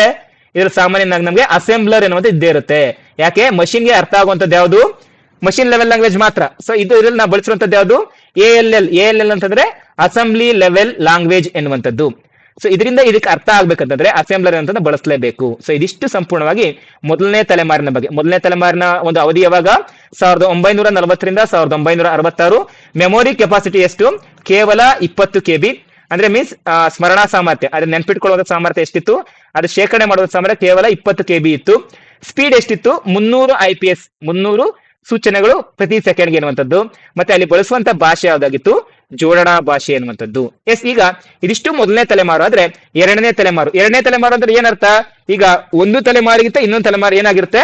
ಅಪ್ಡೇಟ್ ಆಗಿರುತ್ತೆ. ಸೊ ಇಲ್ಲಿ ಏನ್ ಅಪ್ಡೇಟ್ ಮಾಡಿದ್ರು? ಅಲ್ಲಿ ವಾಕ್ಯೂಮ್ ಟ್ಯೂಬ್ಸ್ ಅನ್ನ ಬಳಸಿದ್ರು. ವಾಕ್ಯೂಮ್ ಟ್ಯೂಬ್ಸ್ ಅಂದ್ರೆ ನೀವು ಚಿತ್ರಗಳನ್ನ ನೋಡ್ತೀವಿ. ಇಲ್ಲೇನ್ ಬಳಸಿದ್ರು? ಟ್ರಾನ್ಸಿಸ್ಟರ್ ಗಳನ್ನ ಬಳಸಿದ್ರು. ಯಾವಾಗ? ಎರಡನೇ ತಲೆಮಾರಿನಲ್ಲಿ 1956ರಿಂದ 1963ರಲ್ಲಿ ಈ ಟ್ರಾನ್ಸಿಸ್ಟರ್ ಗಳನ್ನ ಬಳಸಿ ಒಂದು ಸೆಕೆಂಡ್ ಜನರೇಷನ್ ಕಂಪ್ಯೂಟರ್ಸ್ ಏನು ಉತ್ಪಾದನೆ ಮಾಡ್ತಾ ಹೋದ್ರು. ಸೊ ಇದರ ಒಂದು ಕೆಪಾಸಿಟಿ ಎಷ್ಟು? 128 KB. ನೋಡಿ, ಇನ್ನ ನಾವು MB-ಗೆ ಬಂದೇ ಇಲ್ಲ. ಎಷ್ಟು KB ಮೊದಲನೇದಕ್ಕೆ ಇದ್ದಿದ್ದು? ಬರೀ 20 KB. ಈಗ ಇದು ಎಷ್ಟಾಗ್ತಾ ಇದೆ? 128 KB ಅಷ್ಟು ಮೆಮೊರೀಸ್ ಕೆಪಾಸಿಟಿನ ಹೊಂದಿತ್ತು. ಎಷ್ಟಿದೆ ನೋಡಿ, ನೀವು ನೋಡ್ತಾ ಹೋಗ್ಬೋದು. ಒಂದು ಕಂಪ್ಯೂಟರ್ ಅನ್ನೋದು ಒಂದು ಇಡೀ ರೂಮ್ಗೆ ಸಂಬಂಧಿಸಿದೆ. ಈಗ ನಿಮ್ಮ ಮೊಬೈಲ್ ಇದೆ ಅಲ್ವಾ, ನಿಮ್ಮ ಮೊಬೈಲ್ ಅಲ್ಲಿ ಎಷ್ಟು GB ಅಥವಾ ಎಷ್ಟು TB ಅನ್ನುವಂಥದ್ದು ಮೆಮೊರಿ ರ್ಯಾಮ್ ಇರುತ್ತೆ, ರೋಮ್ ಇರುತ್ತೆ. ನೀವು ನೋಡ್ತಾ ಹೋಗ್ಬೋದು, ನಿಮ್ಮ ಮೊಬೈಲ್ ಕೇವಲ ಎಷ್ಟಿದ್ರು ಸಹ ಅದ್ರಲ್ಲಿ ನೀವು ನೋಡ್ತಾ ಹೋಗ್ಬೋದು 64 GB, 128 GB, 256 GB ಅಷ್ಟು ಕೆಪಾಸಿಟಿ ಇರುತ್ತೆ. ಆದ್ರೆ ಆ ಒಂದು ಎರಡನೇ ತಲೆಮಾರಿಗೆ ಸಂಬಂಧಿಸಿದಂತೆ ಎಷ್ಟು ಕೆಪಾಸಿಟಿ ಇರ್ತಿತ್ತು? ಕೇವಲ 128 KB. ಸ್ಪೀಡ್ ಎಷ್ಟಿತ್ತು? 300 IPS. ಸೇಮ್ ಸ್ಪೀಡೆ. ಆದ್ರೆ ಇಲ್ಲಿ ಏನ್ ಜಾಸ್ತಿ ಆಯ್ತು? ಕೆಪಾಸಿಟಿ ಜಾಸ್ತಿ ಆಯ್ತು. ಮತ್ತೆ ಇದಕ್ಕೆ ಭಾಷೆಯನ್ನು ಬದಲಾವಣೆ ಮಾಡ್ತಾ ಹೋದ್ರು. ಯಾವ್ದನ್ನ ಬಳಸಿದ್ರು? ಉನ್ನತ ಭಾಷೆಯನ್ನ, ಹೈ ಲೆವೆಲ್ ಲ್ಯಾಂಗ್ವೇಜ್ ಅನ್ನ ಬಳಸ್ತಾ ಹೋದ್ರು. ಅಂತಂದ್ರೆ ಕೆಲವೊಂದಿಷ್ಟು ಭಾಷೆಗಳನ್ನ ಬಳಸ್ತಾ ಹೋದ್ರು. ಅಂದ್ರೆ ಇಲ್ಲಿ ಏನ್ ಎರಡು ವ್ಯತ್ಯಾಸ ಆಯ್ತು? ಇಲ್ಲಿ ಮೆಮೊರಿ ಕೆಪಾಸಿಟಿ ಜಾಸ್ತಿ ಆಯ್ತು, ಲ್ಯಾಂಗ್ವೇಜಸ್ ನ ಚೇಂಜ್ ಮಾಡಿದ್ರು. ಆದ್ರೆ ಅದರ ಸ್ಪೀಡು ಹಾಗೆ ಇತ್ತು. ಜೊತೆಗೆ ಏನನ್ನ ಬಳಸಿದ್ರು? ಇಲ್ಲಿ ಒಂದು ವ್ಯಾಕ್ಯೂಮ್ ಟ್ಯೂಬ್ಸ್ ಬದಲಿಗೆ ಟ್ರಾನ್ಸಿಸ್ಟರ್ ಗಳನ್ನ ಬಳಸಿದ್ರು. ಇದು ಎರಡನೇ ತಲೆಮಾರಿನ ಕಂಪ್ಯೂಟರ್. ಈಗ ನೆಕ್ಸ್ಟ್ ನಾವು ಮೂವ್ ಆಗುವಂತದ್ದು ಮೂರನೇ ತಲೆಮಾರಿನ ಕಂಪ್ಯೂಟರ್ಗೆ. ಮೂರನೇ ತಲೆಮಾರಿನ ಕಂಪ್ಯೂಟರ್ ಏನ್ ಬಳಸಿದ್ರು? ಮೊದಲನೇ ತಲೆಮಾರಿನಲ್ಲಿ ವ್ಯಾಕ್ಯೂಮ್ ಟ್ಯೂಬ್ಸ್ ಅನ್ನ ಬಳಸಿದ್ರು. ಎರಡನೇ ತಲೆಮಾರಿನಲ್ಲಿ ಟ್ರಾನ್ಸಿಸ್ಟರ್ ಗಳನ್ನ ಬಳಸಿದ್ರು. ಮೂರನೇ ತಲೆಮಾರಿನಲ್ಲಿ ಇಂಟಿಗ್ರೇಟೆಡ್ ಚಿಪ್ಸ್ ಅನ್ನ ಬಳಸಿದ್ರು. IC-ಗಳು ನೋಡಿ, ಇಲ್ಲಿದೆ ಇಂಟಿಗ್ರೇಟೆಡ್ ಚಿಪ್ಸ್ ಅನ್ನ. ಸೊ ಇಂಟಿಗ್ರೇಟೆಡ್ ಚಿಪ್ಸ್ ಅನ್ನ ಬಳಸಿದ್ರು. ಈ ಚಿಪ್ಸ್ ಅನ್ನ ಬಳಸೋದ್ರಿಂದ ಏನಾಗುತ್ತೆ ಅಂದ್ರೆ ಇದರ ಮೆಮೊರಿ ಕೆಪಾಸಿಟಿ ಜಾಸ್ತಿ ಇರುತ್ತೆ. ಎಷ್ಟಿತ್ತು? ಸೊ ಮೂರನೇ ತಲೆಮಾರಿಗೆ ಕೆಪಾಸಿಟಿ ಕೇವಲ 1 MB. ನೀವೀಗ ಜಸ್ಟ್ ಒಂದು ಮೂವಿ ಡೌನ್ಲೋಡ್ ಮಾಡ್ಬೇಕಂದ್ರೆ ನಿಮ್ಗೆ ಎಷ್ಟು MB ಇರಬೇಕು? ಸರಿಸುಮಾರು ಒಂದು 300ರಿಂದ 400 MB. ಅಂದ್ರೆ ಒಂದು ಕಡಿಮೆ GB ಗಳಲ್ಲಿ ನಾವು ಡೌನ್ಲೋಡ್ ಮಾಡ್ತೀವಿ ಅಂದ್ರೆ ಕೇವಲ 300-400 MB ಆದ್ರೂ ಬೇಕು. ಆದ್ರೆ ಇಡೀ ಒಂದು ಕಂಪ್ಯೂಟರ್ನ ಕೆಪಾಸಿಟಿನೇ 1 MB ಇತ್ತು ಅವಾಗ. ಯಾವಾಗ? 3ನೇ ತಲೆಮಾರಿನಲ್ಲಿ 1964 1971ರಲ್ಲಿ ಕೇವಲ 1 MB ಮೆಮೊರಿ ಕೆಪಾಸಿಟಿ. ಎಷ್ಟು? ಥರ್ಡ್ ಜನರೇಷನ್ ಅಲ್ಲಿ ಓನ್ಲಿ 1 MB. ಇವಾಗ ಇದ್ರ ಸ್ಪೀಡ್ ಏನಾಯ್ತು? ಸ್ಪೀಡ್ ಇನ್ಕ್ರೀಸ್ ಆಗಿದೆ. ಯಾವ ಸ್ಪೀಡು? ಅಲ್ಲಿ ಮೊದಲಿಗೆ ಏನಿತ್ತು? 300 IPS ಇತ್ತು, 300 ಇನ್ಸ್ಟ್ರಕ್ಷನ್ಸ್ ಪರ್ ಸೆಕೆಂಡ್ ಇತ್ತು. ಇಲ್ಲೇನಿದೆ 1 MIPS ಅಂತ ಇದೆ. 1 M ಅಂತಂದ್ರೇನು? 1 million instructions per second. 1 million instructions per second ಅಂತಂದ್ರೆ 1 ಸೆಕೆಂಡ್ಗೆ 1 ಮಿಲಿಯನ್ ಇನ್ಸ್ಟ್ರಕ್ಷನ್ಸ್ ಅನ್ನ ಕೊಡುವಂಥದ್ದು. 1 ಮಿಲಿಯನ್ ಅಂತಂದ್ರೆ ಎಷ್ಟು? 10 ಲಕ್ಷ. 10 ಲಕ್ಷಕ್ಕೆ ನಾವು 1 ಮಿಲಿಯನ್ ಅಂತ ಕರಿತೀವಿ. 10 ಲಕ್ಷ ಇನ್ಸ್ಟ್ರಕ್ಷನ್ಸ್ ಅನ್ನ ಒಂದೇ ಸೆಕೆಂಡ್ ಕೊಡುವಂತಹ ಕಂಪ್ಯೂಟರ್ ಅನ್ನ ಕಂಡುಹಿಡಿದ್ರು. ನೋಡಿ ಎಷ್ಟು ಅಪ್ಡೇಟ್ ಆಗಿದೆ. ಮೊದಲನೇ ಜನರೇಷನ್ಗೂ 3ನೇ ಜನರೇಷನ್ಗೂ ಎಷ್ಟು ಅಪ್ಡೇಟ್ ಆಗಿದೆ ನೋಡಿ. ಇದನ್ನ IC ಅಂತ ಕರಿತೀವಿ. ನೋಡಿ ಇಲ್ಲಿದೆ IC, ಇದನ್ನೇ IC ಅಂತ ಕರಿತಾ ಹೋಗುವಂಥದ್ದು. ಜೊತೆಗೆ ಇಲ್ಲಿ ಬಳಸುವಂತ ಭಾಷೆ ಯಾವುದು? ಇದು ಆಕ್ಚುಲಿ ಜೋಡಣಾ ಭಾಷೆ ಅಂತ. ಜೋಡಣಾ ಭಾಷೆ ಅಲ್ಲ, ಐ ಲೆವೆಲ್ ಲ್ಯಾಂಗ್ವೇಜ್ ಅನ್ನ ಬಳಸ್ತಾ ಹೋದ್ರು. ಯಾವ ಲ್ಯಾಂಗ್ವೇಜ್ ಅನ್ನ? I level language. ಅದರಲ್ಲೂ ಯಾವ್ದು ಪ್ರಮುಖವಾಗಿ C++ ಮತ್ತೆ C ಎನ್ನುವಂತಹ ಹೊಸ ಲ್ಯಾಂಗ್ವೇಜಸ್ ಅನ್ನ ಬಳಸ್ತಾ ಹೋದ್ರು. ಮೊಟ್ಟ ಮೊದಲ ಬಾರಿಗೆ ಒಂದು ಪ್ರೋಗ್ರಾಮಿಂಗ್ ಲ್ಯಾಂಗ್ವೇಜಸ್ ಅನ್ನ ಎಲ್ಲಿ ಬಳಸಿದ್ರು ಅಂತಂದ್ರೆ ಅದು 3ನೇ ತಲೆಮಾರಿನಲ್ಲಿ ಅಂತಂದ್ರೆ ನೀವು ಅರ್ಥ ಮಾಡ್ಕೋಬೇಕಾಗುತ್ತೆ. ಎಸ್, ಇದಾದ್ಮೇಲೆ ನೆಕ್ಸ್ಟ್ ತಲೆಮಾರು ಯಾವುದು? 4ನೇ ತಲೆಮಾರು. ಸೊ ಪ್ರೆಸೆಂಟ್ಲಿ ಈಗ ನಮ್ಮ ಮನೆಗಳಲ್ಲಿರುವಂತಹ ಒಂದು ಕಂಪ್ಯೂಟರ್ಗಳಾಗ್ಬೋದು, ಸೊ ಡೆಸ್ಕ್ಟಾಪ್ಗಳಾಗ್ಬೋದು, ಅದೆಲ್ಲ ಯಾವ್ದು ಅಂತಂದ್ರೆ 4ನೇ ತಲೆಮಾರು. ನೋಡಿ ಇಲ್ಲಿ ಇಯರ್ ಇದೆ 1971 ಟು ಪ್ರೆಸೆಂಟ್. ಈಗಲೂ ಸಹ ನಾವು ಇದನ್ನ ಬಳಸ್ತಾ ಹೋಗ್ತಾ ಇದೀವಿ. ಹಾಗಾದ್ರೆ ಇದ್ರಲ್ಲಿ ಏನ್ ಬಳಸ್ತಿದೀವಿ ನಾವು? ಮೈಕ್ರೋ ಪ್ರೊಸೆಸರ್ ಗಳನ್ನ ಬಳಸ್ತೀವಿ. ನಿಮ್ಮ ಹತ್ರ ಯಾರ್ದಾದ್ರೂ ಲ್ಯಾಪ್ಟಾಪ್ ಏನಾದ್ರು ಇದ್ರೆ ನೀವು ನೋಡ್ತಾ ಹೋಗ್ಬೋದು. ಅದ್ರ ಮೇಲೆ ಈ ಒಂದು ಸಿಂಬಲ್ ಇರುತ್ತೆ. ನೀವು ಗಮನಿಸಿ, ಲ್ಯಾಪ್ಟಾಪ್ ಇದೆ ಅಥವಾ ಕಂಪ್ಯೂಟರ್ ಇದ್ರೆ ಅದ್ರ ಮೇಲೆ ಈ ಸಿಂಬಲ್ ಇರುತ್ತೆ. ಇದ್ರ ಅರ್ಥ ಏನು ಅಂತಂದ್ರೆ ಇದನ್ನ ನಾವು ಮೈಕ್ರೋ ಪ್ರೊಸೆಸರ್ಸ್ ಅಂತ ಕರಿತಾ ಹೋಗ್ತೀವಿ. ಇದ್ರ ಅರ್ಥ ಏನು? ಇಲ್ಲಿ ನಮಗೆ ಹೆಚ್ಚಿನ ಕೆಪಾಸಿಟಿಯನ್ನು ಹೊಂದಿರುವಂತಹ ಕಂಪ್ಯೂಟರ್ಗಳು ನಮಗೆ ಸಿಗ್ತಾ ಹೋಗ್ತವೆ. ನೀವು ನೋಡ್ತಾ ಹೋಗ್ಬೋದು. ಮೆಮೊರಿ ಕೆಪಾಸಿಟಿ ಎಷ್ಟಿದೆ ನೋಡಿ ಇಲ್ಲಿ? 1 GB ಟು 1 TB ಅಂತ ಇದೆ. ಸೊ ಇದ್ರ ಕೆಪಾಸಿಟಿ ಎಷ್ಟು? 1 TB. ಫಾರ್ ಎಕ್ಸಾಂಪಲ್ ನಿಮ್ಮ ಹತ್ರ ಯಾವ್ದಾದ್ರು ಲ್ಯಾಪ್ಟಾಪ್ ಇದ್ರೆ, ಇನ್ ಕೇಸ್ ಇದ್ರೂ ಓಕೆ, ಇಲ್ದಿದ್ರು ಓಕೆ, ಇದ್ದಾಗ ಫಾರ್ ಎಕ್ಸಾಂಪಲ್ ನೀವೆಲ್ಲ ಲ್ಯಾಪ್ಟಾಪ್ ನೋಡೋಕೋದ್ರೆ ಅದ್ರಲ್ಲಿ ನೀವು ಸ್ಟೋರೇಜ್ ನೋಡ್ಬೋದು. ಫಾರ್ ಎಕ್ಸಾಂಪಲ್ ನೀವು ನೋಡ್ಬೋದು ಅಲ್ಲಿ 256 GB ಅಥವಾ 512 GB ಈ ರೀತಿಯಾಗಿರುತ್ತೆ. ಇಲ್ಲ 1 TB ಅಂತ ಇರುತ್ತೆ. 1 TB ಮೀನ್ಸ್ 1 ಟೆರಾಬೈಟ್ ಅಂತ. ಸೊ 1 ಟೆರಾಬೈಟ್ ಎಷ್ಟಕ್ಕೆ ಈಕ್ವಲ್ ಅಂತಂದ್ರೆ 1024 GB ಈಕ್ವಲ್ ಆಗ್ತಾ ಹೋಗುತ್ತೆ. ಇದು ಯಾವ ಜನರೇಷನ್ ಬಂದಿದ್ದು? 4ನೇ ತಲೆಮಾರಿನಲ್ಲೇ ಬಂತು. 4ನೇ ತಲೆಮಾರು ಅಂತಂದ್ರೆ 1971 ಆದ ನಂತರ. ಸೊ ಇದರ ಸ್ಪೀಡ್ ಹೇಗಿತ್ತು? 3ನೇ ತಲೆಮಾರಿಗಿಂತ ವೇಗವಾಗಿತ್ತು. 3ನೇ ತಲೆಮಾರಿನಲ್ಲಿ ಎಷ್ಟಿತ್ತು? 1 ಮಿಲಿಯನ್ ಪರ್ ಸೆಕೆಂಡ್ ಅಷ್ಟು ಮಾಹಿತಿಯನ್ನು ಒಂದೇ ಸೆಕೆಂಡ್ ಕೊಡ್ತಾ ಇತ್ತು. ಇಲ್ಲಿ ಏನಾಗುತ್ತೆ? ಅದಕ್ಕಿಂತ ಹೆಚ್ಚಿನ ಒಂದು ವೇಗವಾಗಿ ಮಾಹಿತಿಯನ್ನು ಕೊಡ್ತಾ ಹೋಗುತ್ತೆ. ಜೊತೆಗೆ ಮೊಟ್ಟ ಮೊದಲ ಬಾರಿಗೆ ಇಲ್ಲಿ ಜಾವಾ ಎನ್ನುವಂತ ಒಂದು ಪ್ರೋಗ್ರಾಮ್ ಅನ್ನ ಪ್ರೋಗ್ರಾಮಿಂಗ್ ಲ್ಯಾಂಗ್ವೇಜ್ ಅನ್ನ ಮೊದಲ ಬಾರಿಗೆ ಬಳಸ್ತಾರೆ. ಸಿ ಮತ್ತೆ C++ ನ 3ನೇ ತಲೆಮಾರಿನಲ್ಲೇ ಬಳಸಿರ್ತಾರೆ. ಜಾವಾ ಇರುವಂತ ಪ್ರೋಗ್ರಾಮಿಂಗ್ ಲ್ಯಾಂಗ್ವೇಜ್ ಅನ್ನ 4ನೇ ತಲೆಮಾರಿನಲ್ಲಿ ಫೈಂಡ್ ಔಟ್ ಮಾಡ್ತಾ ಹೋಗ್ತಾರೆ. ಇದು 4ನೇ ತಲೆಮಾರು ಆದ್ರೆ ಅದಕ್ಕಿಂತ ಅಪ್ಡೇಟೆಡ್ ವರ್ಷನ್ ಯಾರೀಗ? ಈಗಿರುವಂತ 5th ಜನರೇಷನ್ 5G ಅಂತ ಕರಿತೀವಲ್ವಾ. ಸೊ 5G ಅಂತಂದ್ರೆ ಪ್ರೆಸೆಂಟ್ ಮತ್ತೆ ಬಿಹೈಂಡ್. ಪ್ರೆಸೆಂಟ್ ಮತ್ತೆ ಬಿಹೈಂಡ್ ಅಂದ್ರೆ ಪ್ರಸ್ತುತ ಮತ್ತೆ ಈ ಹಿಂದೆ. ಈ ಹಿಂದೆ ಅಂತಂದ್ರೆ ಒಂದು 10-20 ವರ್ಷಗಳ ಹಿಂದೆ ಅಂತ ಅಷ್ಟೇ, ಬಹಳಷ್ಟು ಹಿಂದೆ ಅಲ್ಲ. ಓಕೆನಾ? ಸೊ ಇದರಲ್ಲಿ ನಾವೇನ್ ಬಳಸ್ತಾ ಇದೀವಿ? ನೀವು ನೋಡ್ತಾ ಹೋಗೋದು, ಮೊದಲಿಗೆ ವಾಕ್ಯೂಮ್ ಟ್ಯೂಬ್ ಅನ್ನ ಬಳಸಿದ್ವಿ, ಟ್ರಾನ್ಸಿಸ್ಟರ್ ಅನ್ನ ಬಳಸಿದ್ವಿ, ಸೆಮಿ ಕಂಡಕ್ಟರ್ ಗಳನ್ನ ಬಳಸಿದ್ವಿ, ಇಂಟಿಗ್ರೇಟೆಡ್ ಸರ್ಕ್ಯೂಟ್ಸ್ ಅನ್ನ ಬಳಸಿದ್ವಿ. ಈಗ ಏನ್ ಬಳಸ್ತಾ ಇದೀವಿ? ULSI ಅನ್ನುವಂಥದ್ದನ್ನ ಬಳಸ್ತೀವಿ. ಏನ್ ಸರ್ ULSI ಅಂತಂದ್ರೆ? ULSI ಅಂತಂದ್ರೆ ಅದರ ಫುಲ್ ಫಾರ್ಮ್ ಕೇಳಬಹುದು, ಅಲ್ಟ್ರಾ ಲಾರ್ಜ್ ಸ್ಕೇಲ್ ಇಂಟಿಗ್ರೇಷನ್ ಅಂತ. ಏನಿದೆ ಅರ್ಥ? ಇದು ಎಲೆಕ್ಟ್ರಾನಿಕ್ಸ್ ನಲ್ಲಿ ಒಂದು ಮುಂದುವರೆದ ತಂತ್ರಜ್ಞಾನವಾಗಿದ್ದು ಇದು ಲಕ್ಷಾಂತರ ಅಥವಾ ಶತಕೋಟಿ ಟ್ರಾನ್ಸಿಸ್ಟರ್ಗಳು ಮತ್ತು ಇತರ ಘಟಕಗಳನ್ನ ಒಂದೇ ಸೆಮಿಕಂಡಕ್ಟರ್ ಚಿಪ್ಗೆ ಇರಿಸುವುದಂತ ಆಗಿರುತ್ತೆ ಅಂತಂದ್ರೆ ಇದರ ಅರ್ಥ ಏನು? ನಿಮ್ಮ ಹತ್ರ ಒಂದು ಚಿಪ್ ಇರುತ್ತೆ. ಆ ಚಿಪ್ ಅಲ್ಲಿ ಎಷ್ಟು ಟ್ರಾನ್ಸಿಸ್ಟರ್ಗಳು ಇರುತ್ತೆ ಅಂತಂದ್ರೆ ಶತಕೋಟಿ ಟ್ರಾನ್ಸಿಸ್ಟರ್ಗಳು. ಶತಕೋಟಿ ಅಂತಂದ್ರೆ ಎಷ್ಟು? 100 ಕೋಟಿಗಿಂತಲೂ ಹೆಚ್ಚು. 100 ಕೋಟಿಗಿಂತಲೂ ಹೆಚ್ಚು ಅಂತಂದ್ರೆ ಫಾರ್ ಎಕ್ಸಾಂಪಲ್ ನೀವು ನೋಡ್ತಾ ಹೋಗ್ಬೋದು. ಏನು ಬಳಸ್ತಾ ಇದಾರೆ ಇಲ್ಲಿ? ಇವರು ಟ್ರಾನ್ಸಿಸ್ಟರ್ ಗಳನ್ನ ಬಳಸ್ತಾ ಇದಾರೆ. ಟ್ರಾನ್ಸಿಸ್ಟರ್ ಗಳನ್ನ ಬಳಸಿದಂತಹ ಒಂದು ತಲೆಮಾರು ಯಾವುದು? ಎಸ್, ನಿಮ್ಗೆ ಅದು ಈಸಿಯಾಗಿ ನನ್ಗೆ ಬರಬೇಕು. ಟ್ರಾನ್ಸಿಸ್ಟರ್ ಗಳನ್ನ ಬಳಸಿದಂತದ್ದು 2ನೇ ತಲೆಮಾರು. 2ನೇ ತಲೆಮಾರದಲ್ಲಿ ಅದರ ಕೆಪಾಸಿಟಿ ಎಷ್ಟಿತ್ತು ಹೇಳಿ? 128 KB. ಈ 128 KBಗೆ 100 ಕೋಟಿಯನ್ನ ಮಲ್ಟಿಪ್ಲೈ ಮಾಡಿ ಅದಕ್ಕೆ ನಿಮ್ಗೆ KBಗಳು ಸಿಗುತ್ತೆ. ಅದನ್ನ ನೀವು ಮತ್ತೆ ಡಿವೈಡೆಡ್ ಬೈ 1024 ಮಾಡಿದ್ರೆ ಅಂತಂದ್ರೆ GB ಸಿಗುತ್ತೆ. ಮತ್ತೆ 1024 ಡಿವೈಡ್ ಮಾಡಿ ಅದು ನಿಮಗೆ GB ಸಿಗುತ್ತೆ. ಅವಾಗ ನಿಮ್ಗೆ ಅರ್ಥ ಆಗುತ್ತೆ ಈಗಿರುವಂತಹ ಕಂಪ್ಯೂಟರ್ಗಳ ಕೆಪಾಸಿಟಿ ಎಷ್ಟಿದೆ, ಮೆಮೊರಿ ಕೆಪಾಸಿಟಿ ಇದೆ ಎಷ್ಟಿದೆ ಅಂತ ಅರ್ಥ. ಸೊ ನಿಮ್ಗೆ ಏನ್ ಹೇಳಿದೆ ಅಂತ ಅರ್ಥ ಆಯ್ತಾ? ಜಸ್ಟ್ ನೀವ್ ಏನ್ ಮಾಡ್ಬೇಕು, ನಿಮ್ಗೆ ಸಮಯ ಇದ್ದಾಗ ಏನ್ ಮಾಡ್ಬೇಕು, ಫಸ್ಟ್ 128 KB 128 ಇಂಟು 100 ಕೋಟಿ. 100 ಕೋಟಿ ಅಂತಂದ್ರೆ ಒಂದರ ಮುಂದೆ 9 ಸೊನ್ನೆನ ಹಾಕೋಬೇಕು. ಅಷ್ಟನ್ನ ಗುಣಿಸಿದ ಆದ್ಮೇಲೆ ಡಿವೈಡೆಡ್ ಬೈ ಏನ್ ಮಾಡ್ಬೇಕು, 1024 ಮಾಡಿದ್ರೆ ನಿಮಗೆ ಪ್ರಸ್ತುತ ಇರುವಂತಹ ಒಂದು ಕಂಪ್ಯೂಟರ್ಗಳ ಮೆಮೊರಿ ಕೆಪಾಸಿಟಿ ಎಷ್ಟು ಅಂತ ಗೊತ್ತಾಗ್ತಾ ಹೋಗುತ್ತೆ. ಅಂತಂದ್ರೆ ಸರಿಸುಮಾರು ಸಾವಿರ ಗಟ್ಟಲೆ ಜಿಬಿಗಳು ಬರ್ತಾ ಹೋಗ್ತವೆ, ಜಿಬಿಗಳು ಅಥವಾ ಟಿಬಿಗಳ ಲೆಕ್ಕದಲ್ಲಿ ಬರ್ತಾ ಹೋಗುತ್ತೆ. ಸೊ ಹಾಗಾದ್ರೆ ಇದೆಲ್ಲ ಎಷ್ಟರಲ್ಲಿರುತ್ತೆ? ಕೇವಲ ಒಂದೇ ಒಂದು ಕಂಡಕ್ಟರ್ ಚಿಪ್ಗೆ ಅಳವಡಿಸಿರ್ತಾರೆ. ಸರ್ ಸೆಮಿ ಕಂಡಕ್ಟರ್ ಚಿಪ್ ಅಂದ್ರೆ ಏನು ನೋಡಿ, ನೀವು ನಿಮ್ಮ ಮೊಬೈಲ್ ಅಥವಾ ನಿಮ್ಮ ಲ್ಯಾಪ್ಟಾಪ್ಗಳಲ್ಲಿ ನೀವು ಇದನ್ನ ನೋಡಬಹುದು, ಯಾವಾಗ ಅದನ್ನ ಓಪನ್ ಮಾಡಿದಾಗ ಮಾತ್ರ. ಸೊ ಇದಿಷ್ಟೇ ನೀವು ನೋಡ್ತಾ ಹೋಗ್ಬೋದು. ಫಸ್ಟ್ ಇದ್ದಂತ ಕಂಪ್ಯೂಟರ್ಗಳು ಹೇಗಿತ್ತು, ಒಂದು ರೂಮ್ ನ ಕೊಠಡಿಯಷ್ಟು ದೊಡ್ಡದಾಗಿತ್ತು. ಆದ್ರೆ ಇವಾಗಿರುವಂತಹ ಕಂಪ್ಯೂಟರ್ಗಳು ಹೇಗಿದ್ದಾವೆ, ಡೆಸ್ಕ್ಟಾಪ್ ಆಗಿರ್ಬೋದು, ಲ್ಯಾಪ್ಟಾಪ್ ಆಗಿರ್ಬೋದು, ಕ್ರೋಮ್ ಬುಕ್ ಆಗಿರ್ಬೋದು, ನೋಟ್ ಬುಕ್ ಆಗಿರ್ಬೋದು, ಟ್ಯಾಬ್ಲೆಟ್ಸ್ ಆಗಿರ್ಬೋದು, ನಾವೀಗ ಇಟ್ಕೊಂಡು ಕೈಯಲ್ಲಿ ಇಟ್ಕೊಂಡು ನಾವೀಗ ಸಂಚಾರ ಮಾಡ್ತಾನೆ ಯೂಸ್ ಮಾಡ್ತಾ ಹೋಗ್ಬೋದು. ಸೊ ಈ ರೀತಿಯಾಗಿ ಒಂದು ತಲೆಮಾರಿಂದ ಮತ್ತೊಂದು ತಲೆಮಾರಿಗೆ ಕಂಪ್ಯೂಟರ್ಗಳು ಎವಲ್ಯೂಷನ್ ಆಗ್ತಾ ಹೋಯ್ತು. ಯಾವ ಆಧಾರಿತವಾಗಿ? ಒಂದು, ಅದರ ಮೆಮೊರಿ ಕೆಪಾಸಿಟಿ ತುಂಬಾ, ಇಲ್ಲಿ ಸ್ಪೀಡ್ ಸಹ ಇದೆ. ಸ್ಪೀಡ್ ಏನಿದೆ, ತುಂಬಾ ವೇಗವಾಗಿ ಅಂತ ಇದೆ. ಮತ್ತೆ ಇದಕ್ಕೆ ಎಲ್ಲಾ ಭಾಷೆಗಳು ಅರ್ಥ ಆಗುತ್ತೆ. ಯಾವ ಎಲ್ಲಾ ಭಾಷೆಗಳು ಅಂತಂದ್ರೆ ಮಷಿನ್ ಲೆವೆಲ್ ಲ್ಯಾಂಗ್ವೇಜ್ ಆಗ್ಬೋದು, ಅಸೆಂಬ್ಲಿ ಲೆವೆಲ್ ಲ್ಯಾಂಗ್ವೇಜ್ ಆಗ್ಬೋದು, ಐ ಲೆವೆಲ್ ಲ್ಯಾಂಗ್ವೇಜ್ ಆಗ್ಬೋದು. ಈ 3 ಲ್ಯಾಂಗ್ವೇಜಸ್ ಇದಕ್ಕೆ ಅರ್ಥ ಆಗುತ್ತೆ. ಮತ್ತೆ ಪ್ರೋಗ್ರಾಮಿಂಗ್ ಲ್ಯಾಂಗ್ವೇಜ್ ಅಂತ ಇತ್ತೀಚೆಗೆ ಬಂದಿರುವಂತದ್ದು ಜಾವಾ, C++, ಪೈಥಾನ್. ಸೊ ಇವುಗಳೆಲ್ಲವೂ ಸಹ ಯಾವ್ದಕ್ಕೆ ಅರ್ಥ ಆಗ್ತಾ ಹೋಗುತ್ತೆ?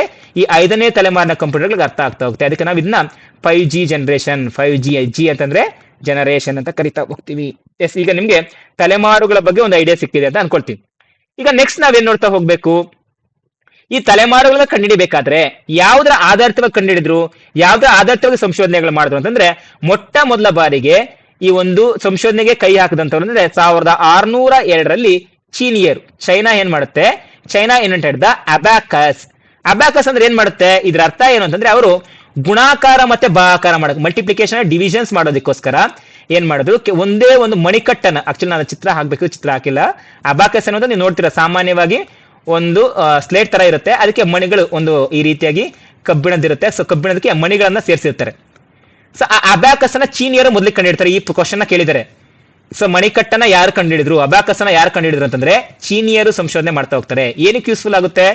First mechanical calculating device, it is used for addition, subtraction and also multiplication and ಡಿವಿಷನ್ಗೂ ಯೂಸ್ ಮಾಡ್ತಾ ಹೋಗ್ತಾರೆ ಮಣಿಕಟ್ಟನ, ಅಬ್ಯಾಕಸ್ ಅನ್ನ. ಅದಾದ್ಮೇಲೆ ಏನ್ ಮಾಡ್ತಾರೆ, ಮೆಕ್ಯಾನಿಕಲ್ ಕ್ಯಾಲ್ಕುಲೇಟರ್ ನ ಕಂಡುಹಿಡಿತಾ ಹೋಗ್ತಾರೆ. ಫಾರ್ ಎಕ್ಸಾಂಪಲ್, ನೀವೀಗ ಕ್ಯಾಲ್ಕುಲೇಟರ್ ನ ಯೂಸ್ ಮಾಡ್ತಿರಲ್ವಾ, ಅದನ್ನ ಕಂಡುಹಿಡಿದವರು ಬ್ಲೇಸ್ ಪ್ಯಾಸ್ಕಲ್ ರವರು. ಆದ್ರೂ ಸಹ ಅಷ್ಟೇ, ಅವರು ಸಹ ಸಂಕಲನ, ವ್ಯವಕಲನ, ಗುಣಾಕಾರ, ಭಾಗಾಕಾರಕ್ಕೆ ಕಂಡುಹಿಡಿತಾ ಹೋಗ್ತಾರೆ. ಅದಾದ್ಮೇಲೆ 1837, ಸೊ ಅಲ್ಲಿ ಏನ್ ಮಾಡ್ತಾರೆ, ಒಂದು ಅನಾಲಿಟಿಕಲ್ ಇಂಜಿನ್ ಅಂತ ಕಂಡುಹಿಡಿತಾ ಹೋಗ್ತಾರೆ. ಯಾರು? ಚಾರ್ಲ್ಸ್ ಬ್ಯಾಬೇಜ್ ರವರು. ಸೊ ಅದಕ್ಕೆ ಅವ್ರನ್ನ ನಾವೇನ್ ಕರಿತೀವಿ, ಫಾದರ್ ಆಫ್ ಕಂಪ್ಯೂಟರ್ ಅಂತ ಕೇಳ್ತೀವಿ. First general purpose of computer. So ಏನ್ ಮಾಡ್ತಾರೆ, ವಿಶ್ಲೇಷಣಾತ್ಮಕ ಮತ್ತು ವಿಭೇದಾತ್ಮಕ ಯಂತ್ರವನ್ನ ಚಾರ್ಲ್ಸ್ ಬಾಬೇಜ್ ಅವರು ಕಂಡುಹಿಡಿತಾ ಹೋಗ್ತಾರೆ. ಅದಾದ್ಮೇಲೂ ಸಹ ಅಷ್ಟಕ್ಕೆ ಅವ್ರು ನಿಲ್ಲಿಲ್ಲ, ಮುಂದಕ್ಕೆ ಹಲವಾರು ಒಂದು ಕಂಪ್ಯೂಟರ್ಗಳನ್ನ ಕಂಡುಹಿಡಿತಾ ಹೋದ್ರು. ಅದೇ ಟ್ಯಾಬ್ಲೇಟಿಂಗ್ ಮಷಿನ್ ಅಂತ ಬಂತು. ಅದಾದ್ಮೇಲೆ ಮಾರ್ಕ್ 1, ಎನೈಕ್, ಇಡಿಸ್ಯಾಕ್, ಯುನಿವ್ಯಾಕ್, ಮತ್ತೆ IBM 650 ಕಂಪ್ಯೂಟರ್, ಸೂಪರ್ ಕಂಪ್ಯೂಟರ್ಸ್ ಅಂತ ಕರಿತಾ ಹೋಗ್ತೀವಿ. ಆ ಕಂಪ್ಯೂಟರ್ಗಳನ್ನು ಕಂಡುಹಿಡಿತಾ ಹೋದ್ರು. ಸೊ ಈ ರೀತಿಯಾಗಿ ಕಂಪ್ಯೂಟರ್ಗಳನ್ನ ಇನ್ವೆನ್ಷನ್ ಮಾಡ್ತಾ ಹೋದ್ರು. ಸೊ ಇದಕ್ಕೆ ಮೂಲ ಆಧಾರಿತವಾಗಿರುವಂತವ್ರು ಯಾರು?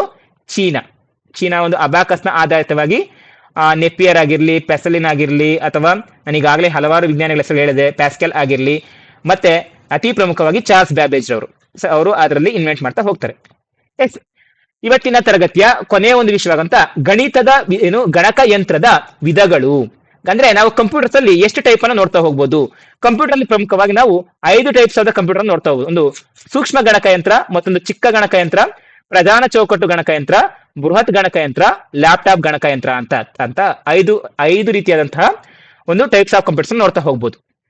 ಇನ್ ಇಂಗ್ಲಿಷ್ ಅಲ್ಲಿ ಆದ್ರೆ ಟೈಪ್ಸ್ ಆಫ್ ಕಂಪ್ಯೂಟರ್ಸ್ ಅಂದ್ರೆ micro computer, mini computer, mind frame computer, super computers, laptop computers ಅಂತ ಹೀಗೆ 5 ಟೈಪ್ಸ್ ಆಫ್ ಕಂಪ್ಯೂಟರ್ಸ್ ನಾವು ನೋಡ್ತಾ ಹೋಗ್ಬೋದು.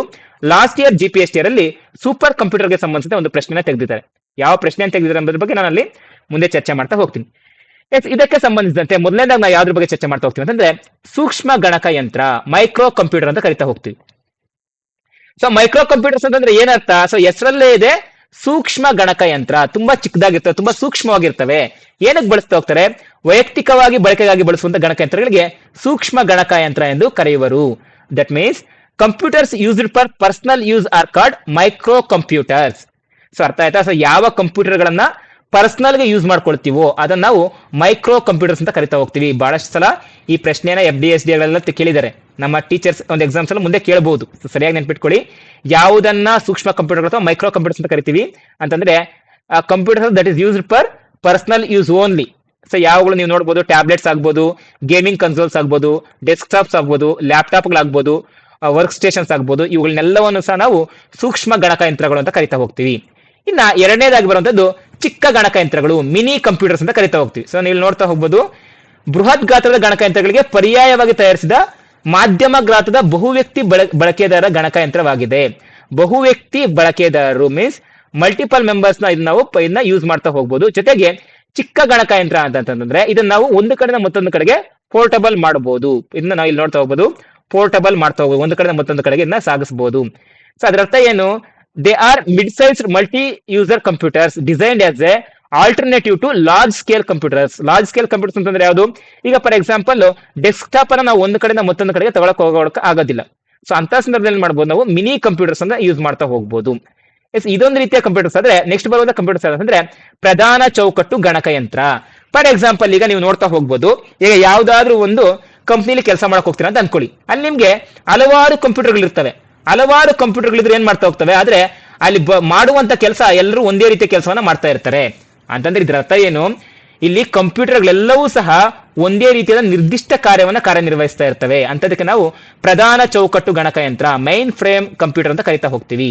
ನಿರ್ದಿಷ್ಟ ಕಾರ್ಯಗಳನ್ನ ಮಾಡುವ ಮತ್ತು ಬೃಹತ್ ಗಾತ್ರದ ದತ್ತಾಂಶಗಳನ್ನು ಸಂಸ್ಕರಿಸುವ ಗಣಕಯಂತ್ರಗಳಿಗೆ ಪ್ರಧಾನ ಚೌಕಟ್ಟು ಗಣಕಯಂತ್ರ ಎಂದು ಕರೆಯುವರು. Computers that perform specific task and process large amount of data are called main frame computers. Computers that perform specific task, ಒಂದೇ ಒಂದು ನಿರ್ದಿಷ್ಟ ಕಾರ್ಯಗಳನ್ನ ಮಾತ್ರ ಮಾಡುತ್ತೆ. ನಾನು ಈಗ ತಾನೇ ಹೇಳಿದೆ, ಫಾರ್ ಎಕ್ಸಾಂಪಲ್ ಈಗ ನಿಮ್ಮ ಶಾಲೆಯಲ್ಲಿ ಆಗ್ಬೋದು, ಅಥವಾ ಒಂದು ಯಾವ್ದಾದ್ರು ಒಂದೀಗ ಜಸ್ಟ್ ನಾನು ಒಂದು ಎಕ್ಸಾಂಪಲ್ ತಗೊಳ್ತೀನಿ. ಒಂದು BSNL ಆಫೀಸ್ ಅಂತ ತಗೊಳ್ಳೋಣ, BSNL ಏರ್ಟೆಲ್ ಆಫೀಸ್ ಯಾವುದೋ ಒಂದು ತಗೊಳ್ಳೋಣ. ಅಲ್ಲಿ ನಿಮ್ಗೆ ಕಾಲರ್ ಟ್ಯೂನ್ಸ್ ಎಲ್ಲ ಬರುತ್ತೆ. ಕಾಲರ್ ಟ್ಯೂನ್ಸ್ ಮೀನ್ಸ್ ಈಗ ನಿಮ್ಗೆ ಏನೋ ತೊಂದರೆ ಆಗಿದೆ, ನೀವೇನ್ ಮಾಡ್ತೀರಾ, ಒಂದು ಹೆಲ್ಪ್ ಲೈನ್ ನಂಬರ್ ಕಾಲ್ ಮಾಡ್ತೀರಾ. ಅಲ್ಲೇನಾಗುತ್ತೆ, ಸ್ವಲ್ಪ ಸಿಸ್ಟಮ್ ಇಟ್ಕೊಂಡು ವ್ಯಕ್ತಿ ಕೂತ್ಕೊಂಡು ನಿಮ್ಗೆ ಹೆಲ್ಪ್ ಮಾಡ್ತಾ ಇರ್ತಾರೆ. ಒಬ್ಬ ವ್ಯಕ್ತಿನೇ ಇರ್ತಾರ, ಅವ್ರ ಜೊತೆಗೆ ಹಲವಾರು ವ್ಯಕ್ತಿಗಳು ಅದೇ ಒಂದು ಕಂಪ್ನಿಯಲ್ಲಿ ವರ್ಕ್ ಮಾಡ್ತಾ ಇರ್ತಾರೆ. ಎಲ್ರಿಗೂ ಒಂದೇ ರೀತಿಯ ಕಂಪ್ಯೂಟರ್ಸ್ ಕೊಟ್ಟಿರ್ತಾರೆ. ಈ ಎಲ್ಲಾ ಕಂಪ್ಯೂಟರ್ಗಳನ್ನ ಒಂದೇ ಒಂದು ಕಂಪ್ಯೂಟರ್ಗೆ ಒಂದೇ ಒಂದು ನಿರ್ದಿಷ್ಟ ಕಾರ್ಯವನ್ನ ಮಾಡೋದಕ್ಕೆ ಬಳಸಿರ್ತಾರೆ. ಸೊ ಅಂತವರಿಗೆ ನಾವು ಮೇನ್ ಫ್ರೇಮ್ ಕಂಪ್ಯೂಟರ್ಸ್ ಅಂತ ಕರಿತೀವಿ. ಇನ್ನ ನೆಕ್ಸ್ಟ್ ಕಂಪ್ಯೂಟರ್ಸ್ ಯಾವ್ದು ಅಂತಂದ್ರೆ ಬೃಹತ್ ಗಣಕಯಂತ್ರ, ಸೂಪರ್ ಕಂಪ್ಯೂಟರ್ಸ್. ಮೋಸ್ಟ್ ಇಂಪಾರ್ಟೆಂಟ್, ಇದರ ಮೇಲೆ ನಮಗೆ CTT ನಮ್ಗೆ ಈಗಾಗಲೇ ಹಲವಾರು ಬಾರಿ ಪ್ರಶ್ನೆಗಳನ್ನು ತೆಗೆದಿದ್ದಾರೆ. ಸೂಪರ್ ಕಂಪ್ಯೂಟರ್ಸ್ ಅಂತಂದ್ರೆ ಅತ್ಯಂತ ಶಕ್ತಿಶಾಲಿ ಕಂಪ್ಯೂಟರ್, ಮತ್ತೆ ಪ್ರಮಾಣಿತ ಕಂಪ್ಯೂಟರ್ಗಳಿಂದ ಹೆಚ್ಚು ವೇಗವಾಗಿದೆ. ಇದು ಹೈಲಿ ಸ್ಪೀಡ್ ಇರುತ್ತೆ, ಮತ್ತೆ ಮೋಸ್ಟ್ ಎಫೆಕ್ಟಿವ್ ಕಂಪ್ಯೂಟರ್ಸ್ ಇದಾಗ್ತಾ ಹೋಗುತ್ತೆ. ಏನಕ್ಕೆ? ಇದರಲ್ಲಿ ಸೈನ್ಸ್ ಯೂಸ್ ಮಾಡಿರ್ತಾರೆ, ಆರ್ಟಿಫಿಷಿಯಲ್ ಇಂಟೆಲಿಜೆನ್ಸ್ ನ ಯೂಸ್ ಮಾಡ್ತಾ ಇದ್ದಾರೆ.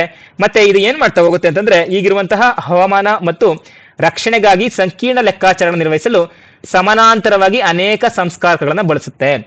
ಸೊ ಈ ಸೂಪರ್ ಕಂಪ್ಯೂಟರ್ಸ್ಗೆ ಸಂಬಂಧಿಸಿದಂತೆ ಪ್ರಮುಖವಾದ ಮಾಹಿತಿ ಏನು ಅಂತಂದ್ರೆ ಇದರಲ್ಲಿ ಫ್ಲಾಪ್ಗಳ ಮುಖಾಂತರ ಅಳೆಯಲಾಗುತ್ತೆ. ಹೇಗೆ ಅಂತಂದ್ರೆ ಫ್ಲಾಪ್ ಅಂತಂದ್ರೆ ನಿಮ್ಗೆ ಎಕ್ಸಾಮ್ ಅಲ್ಲಿ ಕೇಳ್ತಾರೆ, ಫ್ಲಾಪ್ ನ ಫುಲ್ ಫಾರ್ಮ್ ಅಂತ floating points operations per second ಅಂತ ಅರ್ಥ. ಸೊ ಇದ್ರ ಅರ್ಥ ಏನಂತಂದ್ರೆ ಒಂದು ಸೆಕೆಂಡ್ಗೆ ಕೋಟ್ಯಾನುಗಟ್ಟಲೆ ಕೆಲಸಗಳು ಮುಗಿದಿರ್ತವೆ.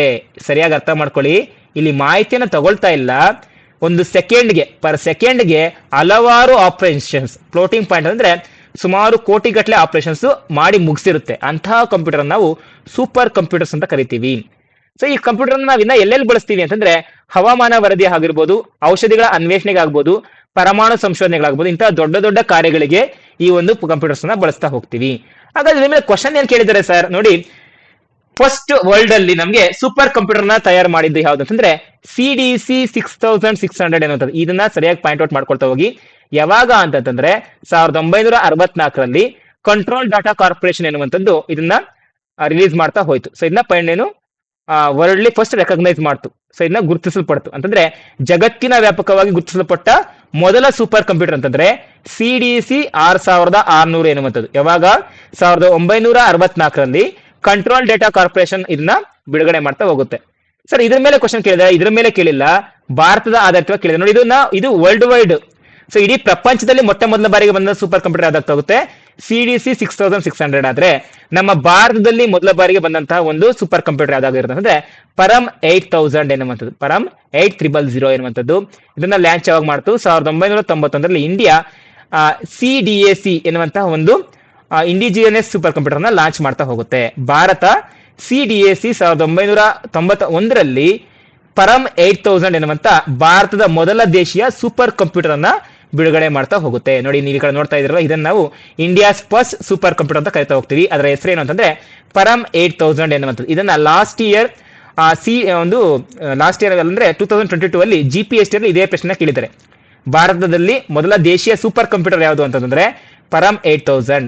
ಈ ಬಾರಿ ಕೇಳಬಹುದು. ಸೊ ನಮ್ಮ ಒಂದು ಪ್ರಪಂಚದಲ್ಲಿ ಮೊದಲ ಬಾರಿ ಕಂಡ ಸೂಪರ್ ಕಂಪ್ಯೂಟರ್ ಯಾವ್ದಾಗ್ತಾ ಹೋಗುತ್ತೆ, CDC 6600 ಎನ್ನುವಂಥದ್ದು. ಇವೆಲ್ಲ ಕೋಡಿಂಗ್ ಅಷ್ಟೇ.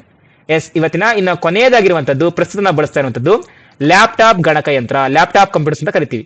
ಸೊ ಏನಕ್ಕೆ ಈ ಲ್ಯಾಪ್ಟಾಪ್ ಅನ್ನ ಬಳಸ್ತಾ ಇದೀವಿ, ಇದನ್ನ ನಾವು ಒಂದು ಕಡೆಯಿಂದ ಇನ್ನೊಂದು ಕಡೆಗೆ ಪೋರ್ಟಬಲ್ ಮಾಡಬಹುದು. Laptop computer portable personal computer that can be easily carried from one place to another. ಸುಲಭವಾಗಿ ಒಂದು ಸ್ಥಳದಿಂದ ಇನ್ನೊಂದು ಸ್ಥಳಕ್ಕೆ ಒತ್ತೊಯ್ಯಬಹುದಾದ ಪೋರ್ಟಬಲ್ ಅಥವಾ ಪೋರ್ಟಬಲ್ PC ಅಂತ ಕರಿತಾ ಹೋಗ್ತೀವಿ. ಸೊ ಅದಕ್ಕೆ ನಾವೇಂತ ಕರಿತಾ ಹೋಗ್ತೀವಿ, ಪರ್ಸನಲ್ ಕಂಪ್ಯೂಟರ್ಸ್ ಅಂತ ಕರಿತಾ ಹೋಗ್ಬೋದು. ಇವುಗಳಿಗೆ ಲ್ಯಾಪ್ಟಾಪ್ ಗಣಕಯಂತ್ರ ಅಂತ ಕರಿತಾ ಹೋಗ್ತೀವಿ. ಇತ್ತೀಚೆಗೆ ನಾವು ಇದನ್ನ ನೋಟ್ಬುಕ್ ಆಗಿಯೂ ಸಹ ನಾವು ಕರಿತಾ ಹೋಗ್ತೀವಿ. ನೋಟ್ಬುಕ್ ಅಂತಂದ್ರೆ ನಾವು ಒಂದು ಪುಸ್ತಕದ ರೀತಿಯಾಗಿ ಇದನ್ನ ಬಳಸ್ತಾ ಹೋಗ್ಬೋದು. They are also called as a note books ಅಂತಾನೂ ಇದೆ. ಸೊ ನಾವು ಲ್ಯಾಪ್ಟಾಪ್ಸ್ ನೋಟ್ ಬುಕ್ಸ್ ಅಂತ ಕರಿತಾ ಹೋಗ್ತೀವಿ. ಇವನ್ ನಾವು ಒಂದು ಮೊಬೈಲ್ ರೀತಿಯಲ್ಲಿ ನಾವು ಬಳಸ್ತಾ ಹೋಗ್ತೀವಿ. ಸೊ ಅಷ್ಟು ಸಿಂಪಲ್ ಆಗ್ಬಿಟ್ಟಿದೆ ಈ ಒಂದು ಲ್ಯಾಪ್ಟಾಪ್ಗಳು ಎನ್ನುವಂಥದ್ದು. ಅಂತಂದ್ರೆ ನೀವು ನೋಡ್ತಾ ಹೋಗ್ಬೋದು, ಮೊದಲನೇ ಜನರೇಷನ್ ಲ್ಯಾಪ್ಟಾಪ್, ಮೊದಲನೇ ಜನರೇಷನ್ ಕಂಪ್ಯೂಟರ್ ಹೇಗಿತ್ತು, ಒಂದು ಇಡೀ ಕೊಠಡಿಯ ತುಂಬಾ ಇತ್ತು. ಆದ್ರೆ ಇವತ್ತಿನ ಜನರೇಷನ್ ಕಂಪ್ಯೂಟರ್ಸ್ ಹೇಗಿದಾವೆ, ಒಂದು ಮೊಬೈಲ್ ನ ರೀತಿಯಲ್ಲಿ ಚಿಕ್ಕದಾಗಿರುವಂತಹ ಒಂದು ಎಷ್ಟು ಮೊಬೈಲ್ ಇರುವಂತಹ ರೀತಿಯಲ್ಲಿ ಅಷ್ಟರಲ್ಲೇ ಎಲ್ಲಾ ಮಾಹಿತಿ ಇದೆ. ಮತ್ತೆ ಅವತ್ತಿಗಿದ್ದಂತ ಸ್ಪೀಡ್ಗೂ ಮತ್ತೆ ಇವತ್ತಿಗಿರುವಂತಹ ಸ್ಪೀಡ್ಗೂ ತುಂಬಾ ವ್ಯತ್ಯಾಸ ಇದೆ. ಸೊ ಏನೇನರಲ್ಲಿ ವ್ಯತ್ಯಾಸ ಇದೆ ಅಂತ ನಾವು ಈಗಾಗಲೇ ಚರ್ಚೆ ಮಾಡಿದೀವಿ. ಸೊ ಯಾವ್ದ್ರಲ್ಲಿ ವ್ಯತ್ಯಾಸ ಇದೆ, ಅದ್ರಲ್ಲಿ ಬರುವಂತಹ ಭಾಷೆ ಆಗಿರ್ಬೋದು, ಅದರಲ್ಲಿರುವಂತಹ ಸ್ಪೀಡ್ ಆಗ್ಬೋದು, ನಾವು ಬಳಸುವಂತಹ ಭಾಷೆಗಳಾಗ್ಬೋದು, ಇವುಗಳೆಲ್ಲದರಲ್ಲೂ ಸಹ ತುಂಬಾ ವ್ಯತ್ಯಾಸ ಇದೆ. ಅದಕ್ಕೆ ನಾವು ಈಗ ಯಾವ ಜನರೇಷನ್ ಅಂತ ಕರಿತೀವಿ, ಈಗ 5th ಜನರೇಷನ್ ಇರುವಂತಹ ತಲೆಮಾರು 5G ಜನರೇಷನ್ ಅಂತ ಕರಿತಾ ಹೋಗ್ತೀವಿ. ಸ್ನೇಹಿತರೆ, ಇವತ್ತಿನ ತರಗತಿಯಲ್ಲಿ ನಾವೇನ್ ಕಲ್ತೀವಿ, ಕಂಪ್ಯೂಟರ್ನ ಇತಿಹಾಸದ ಬಗ್ಗೆ ತಿಳ್ಕೊಂಡ್ವಿ, ಗಣಕಯಂತ್ರದ ಭಾಷೆಗಳು ಯಾವ ಎಂಬುದರ ಬಗ್ಗೆ ತಿಳ್ಕೊಂಡ್ವಿ, ಕಂಪ್ಯೂಟರ್ನ ತಲೆಮಾರುಗಳು 5 ತಲೆಮಾರುಗಳ ಬಗ್ಗೆ ನಾವು ತಿಳ್ಕೊಳ್ತಾ ಹೋದ್ವಿ. ಮತ್ತೆ ಅತಿ ಪ್ರಮುಖವಾಗಿ ಗಣಕಯಂತ್ರದ ವಿಧಗಳ ಬಗ್ಗೆ ತಿಳ್ಕೊಳ್ತಾ ಹೋಗಿ. 5 ಗಣಕಯಂತ್ರದ ವಿಧಗಳು ಬರ್ತವೆ. ಆ 5 ಗಣಕಯಂತ್ರದ ವಿಧಗಳೇನು, ಅದು ಯಾವ ರೀತಿಯಾಗಿ ನಾವು ಅದನ್ನ ಗಣಕಯಂತ್ರ ವಿಧವಾಗಿ ಪರಿವರ್ತನೆ ಏನು, ಯಾವ್ದನ್ನ ನಾವು ಗಣಕಯಂತ್ರ ವಿಧಗಳಂತ ಕರಿತೀವಿ, ಯಾವೆಲ್ಲವನ್ನ ನಾವು ಎಲ್ಲೆಲ್ಲಿ ಬಳಸ್ತಾ ಹೋಗ್ತೀವಿ ಅನ್ನೋದನ್ನ ನಾವು ಈಗ ತಿಳ್ಕೊಳ್ತಾ ಹೋದ್ವಿ. ಸ್ನೇಹಿತರೆ, ಇದಾಗಿತ್ತು ಇಂದಿನ ತರಗತಿ. ಸೊ ಈ ತರಗತಿ ನಿಮಗೆ ಉಪಯುಕ್ತ ಆಗಿದೆ, ಜಸ್ಟ್ ಈ ವಿಡಿಯೋಗೊಂದು ಲೈಕ್ ಅನ್ನ ಕೊಡಿ, ಮತ್ತೆ ನಿಮ್ಮ ಹೆಚ್ಚಿನ ಜನ ಸ್ನೇಹಿತರಿಗೆ ಶೇರ್ ಮಾಡ್ತಾ ಹೋಗಿ ಅಂತ ಹೇಳ್ತಾ, ಇದಾಗಿತ್ತು ಇಂದಿನ ತರಗತಿ. ನಿಮ್ಗೆ ಇದಕ್ಕೆ ಸಂಬಂಧಿಸಿದ ಏನೇ ಡೌಟ್ಸ್ ಬಂದು ಸಹ ನೀವು ಕಮೆಂಟ್ ಬಾಕ್ಸ್ ನಲ್ಲಿ ಕಮೆಂಟ್ ತಿಳಿಸ್ತಾ ಹೋಗಿ. ಜೊತೆಗೆ ಇದೀಗ ನೀವು ನಮ್ಮ ವಾಟ್ಸ್ಆಪ್ ಗ್ರೂಪ್ ಸಹ ಜಾಯ್ನ್ ಆಗ್ತಾ ಹೋಗಬಹುದು. ಅದರ ಲಿಂಕ್ ಅನ್ನು ಸಹ ನಾನು ಇದೇ ಒಂದು ಲಿಂಕ್ ನ ಡಿಸ್ಕ್ರಿಪ್ಷನ್ ಬಾಕ್ಸ್ ಅಲ್ಲಿ ಕೊಟ್ಟಿರ್ತೇನೆ. ಸೊ ಇದು ನಿಮಗೆ ಖಂಡಿತವಾಗ್ಲೂ ಸಹ ಅಷ್ಟೇ PSTL GPST ಮತ್ತು HSTR ಗೆ ಇವತ್ತಿನ ತರಗತಿ ಏನಿದೆ ನಿಮಗೆ ಖಂಡಿತವಾಗಿ 2 ರಿಂದ 3 ಅಂಕಗಳು ಖಂಡಿತವಾಗ್ಲೂ ನಿಮಗೆ ಬಂದೇ ಬರ್ತವೆ. ಅಷ್ಟು ನಾನು ಗ್ಯಾರಂಟಿನ ಕೊಡಬಲ್ಲೆ. ಅಷ್ಟು ಇಂಪಾರ್ಟೆಂಟ್ ಟಾಪಿಕ್ ಈ ಒಂದು ಟಾಪಿಕ್ ಇದೆ. ಸೊ ಸಾಧ್ಯವಾದ್ರೆ ಹೆಚ್ಚಿನ ನಿಮ್ಮ ಸ್ನೇಹಿತರಿಗೆ ಶೇರ್ ಮಾಡ್ತಾ ಹೋಗಿ ಅಂತ ಹೇಳ್ತಾ, ಸ್ನೇಹಿತರೆ, ನೀವು ಇದೇ ಮೊದಲ ಬಾರಿಗೆ ನಮ್ಮ ಚಾನಲ್ಗೆ ಭೇಟಿ ಕೊಡ್ತೀರಿ, ದಯವಿಟ್ಟು ನಮ್ಮ ಚಾನಲ್ನ ಸಬ್ಸ್ಕ್ರೈಬ್ ಮಾಡ್ಕೊಳ್ಳಿ. ಹಾಗೆ ಪಕ್ಕದ ಬೆಲ್ ಐಕಾನ್ ಕ್ಲಿಕ್ ಮಾಡ್ಕೊಳ್ಳಿ. ನಾವು ಮಾಡುವಂತಹ ಎಲ್ಲಾ ತರಗತಿಗಳ ನೋಟಿಫಿಕೇಶನ್ ನಿಮಗೆ ಮೊದಲೇ ಸಿಗುತ್ತೆ ಅಂತ ಹೇಳ್ತಾ, ಇದಾಗಿತ್ತು ಇಂದಿನ ತರಗತಿ. ನಮ್ಮ ಮುಂದಿನ ತರಗತಿಯಲ್ಲಿ ಮತ್ತೊಮ್ಮೆ ಭೇಟಿಯಾಗೋಣ ಸ್ನೇಹಿತರೆ. ನಿಮಗೆಲ್ಲರಿಗೂ ಧನ್ಯವಾದಗಳು.